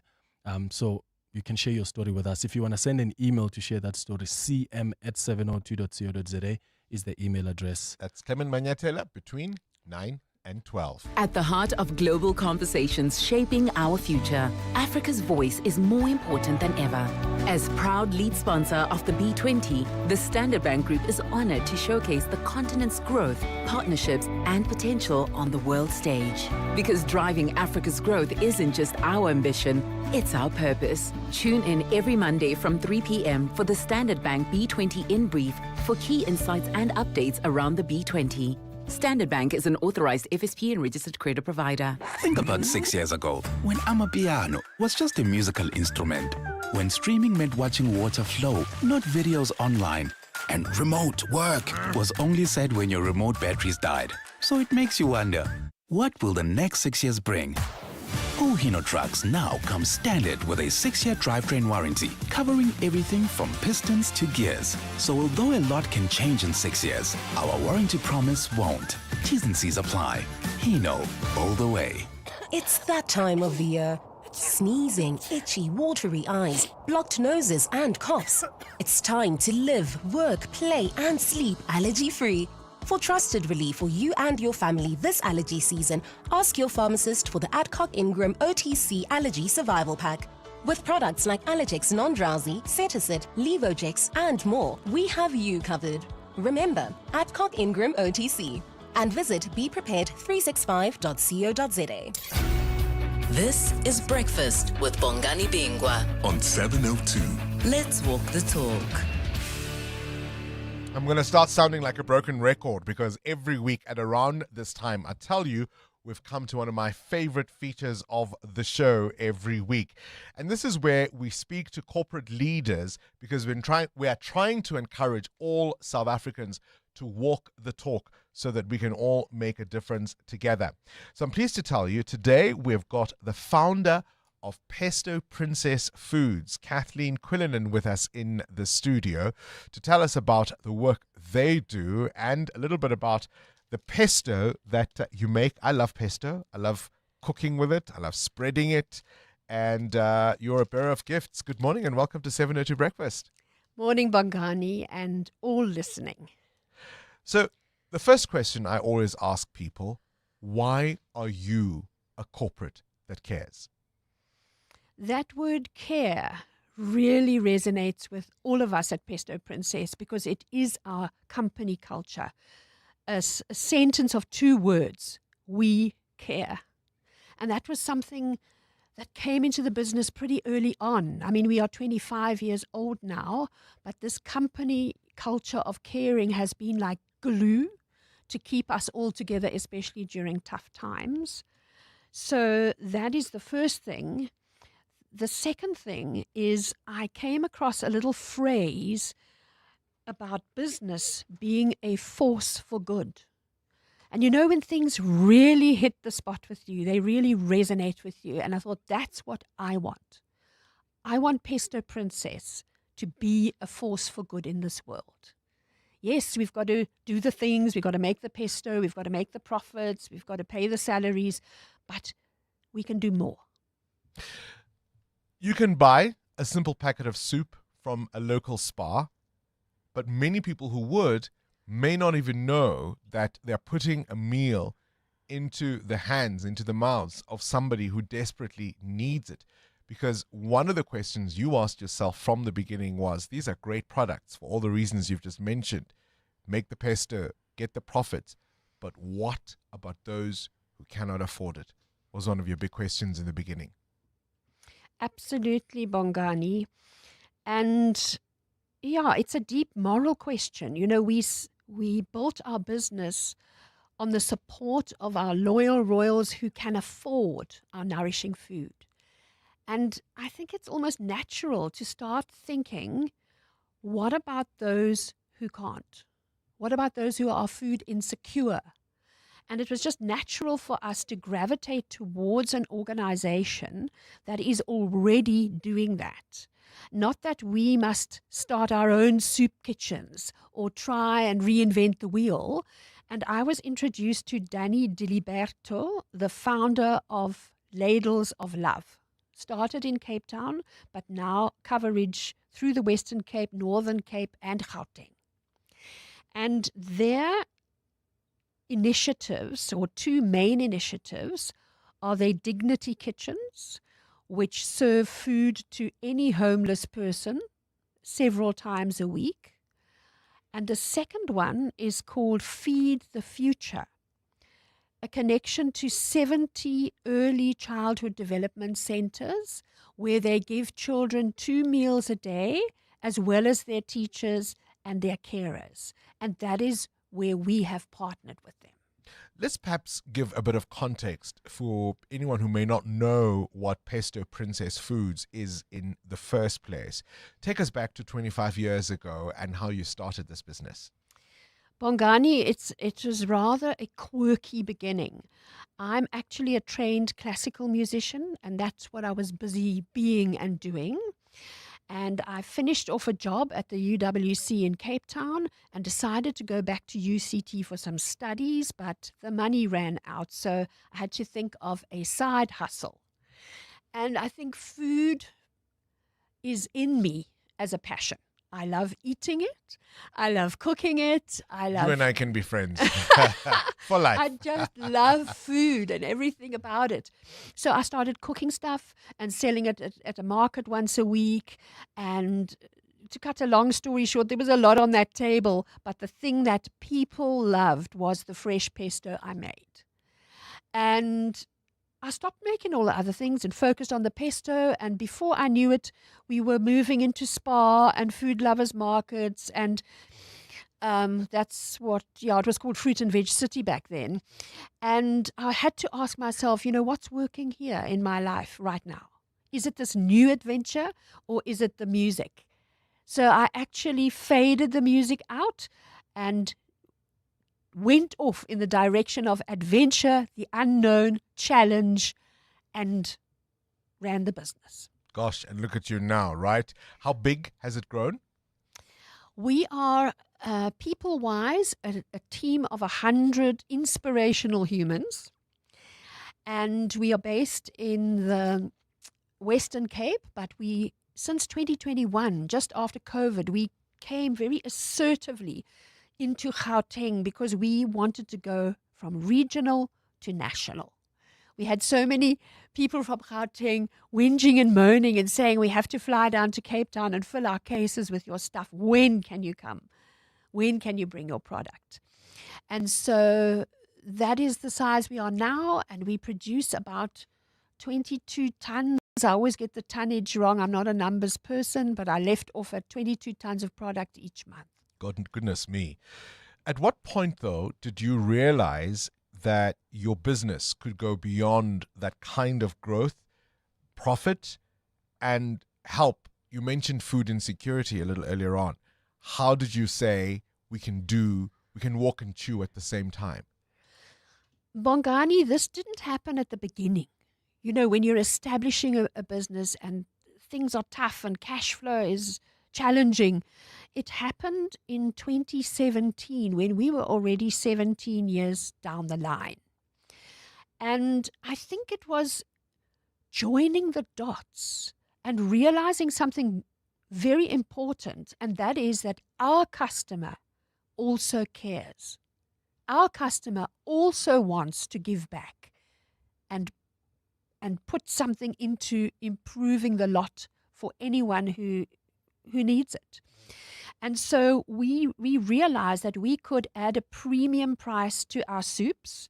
There's a big yellow sticker on the soup that explains the campaign that we started called Buy One, Give One. And the money is actually collected from doing it that way. I thought a very elegant solution. Explain. Buy one, give one. So for every soup that a customer buys, a hot meal is given to a person through Ladles of Love. And that is built into the price of the soup. So once a year, we have a big check handover to Ladles of Love, an organization entirely dependent upon donors and their own fundraising. Running a business whilst also giving back, I imagine, can be tricky. What are some of the things you've had to navigate? What are some of the hard choices you've had to make whilst doing that? With this particular initiative, Bongani, it's been so easy. It hasn't been challenging. And I think that's because of what I just mentioned, this kind of dot joining, finding stakeholders, like finding a charity, finding your customers that are willing and able to pay more, and just being the facilitator. So I can't say that this was challenging, and I wish that more businesses, no matter how small, could join dots in their area. You know, perhaps your waste is useful to somebody. Perhaps your skill set can be shared as a free training to somebody. You know, with baby steps, you can give back. And I think there's a false belief that you've got to be awash with cash to give back. Yeah, because so many people will say sometimes the unexpected comes along. You mentioned COVID, but we know that this economy has been in the doldrums for a long time. The growth that we want just isn't there. We're not creating the kinds of jobs we'd like to create. And so whilst you're trying to get a business off the ground, facing all of those pressures, some might say, gosh, now to think about giving, it's all a little much. How do you answer that? I think it's all about intent and purpose. And like I said, if your purpose is to turn your business into a force for good, you're going to find that way. It's going to be front of mind for you. And the universe is going to bring to you the people that need to be with you. Like I was introduced to Danny Diliberto.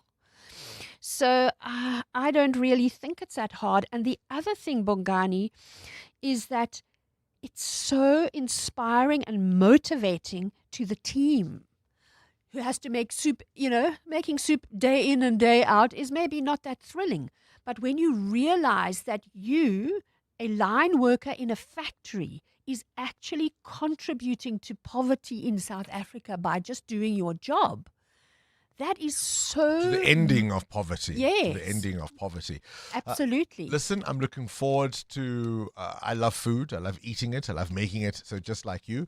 So thank you firstly for bringing this little present. For those of you who are streaming us on YouTube, you'll be able to see what the Princess Pesto bottle looks like. I appreciate you coming in and sharing your journey as a corporate that cares. 702 podcasts are on 702.co.za. All right, our time is up. It's 9 o'clock, and that means the Clement Manatella show starts now. This is EWN. Good morning, I'm Sfiso Zulu. Western Cape Police say a third person is expected to be arrested in connection with the attack of 3 members of parliament in Philippines. Police Committee Chairperson Ian Cape Police say a third person is expected to be arrested in connection with the attack of 3 members of parliament in Philippines. Police Committee Chairperson Ian Cameron and NCOP member Nicholas Hutzel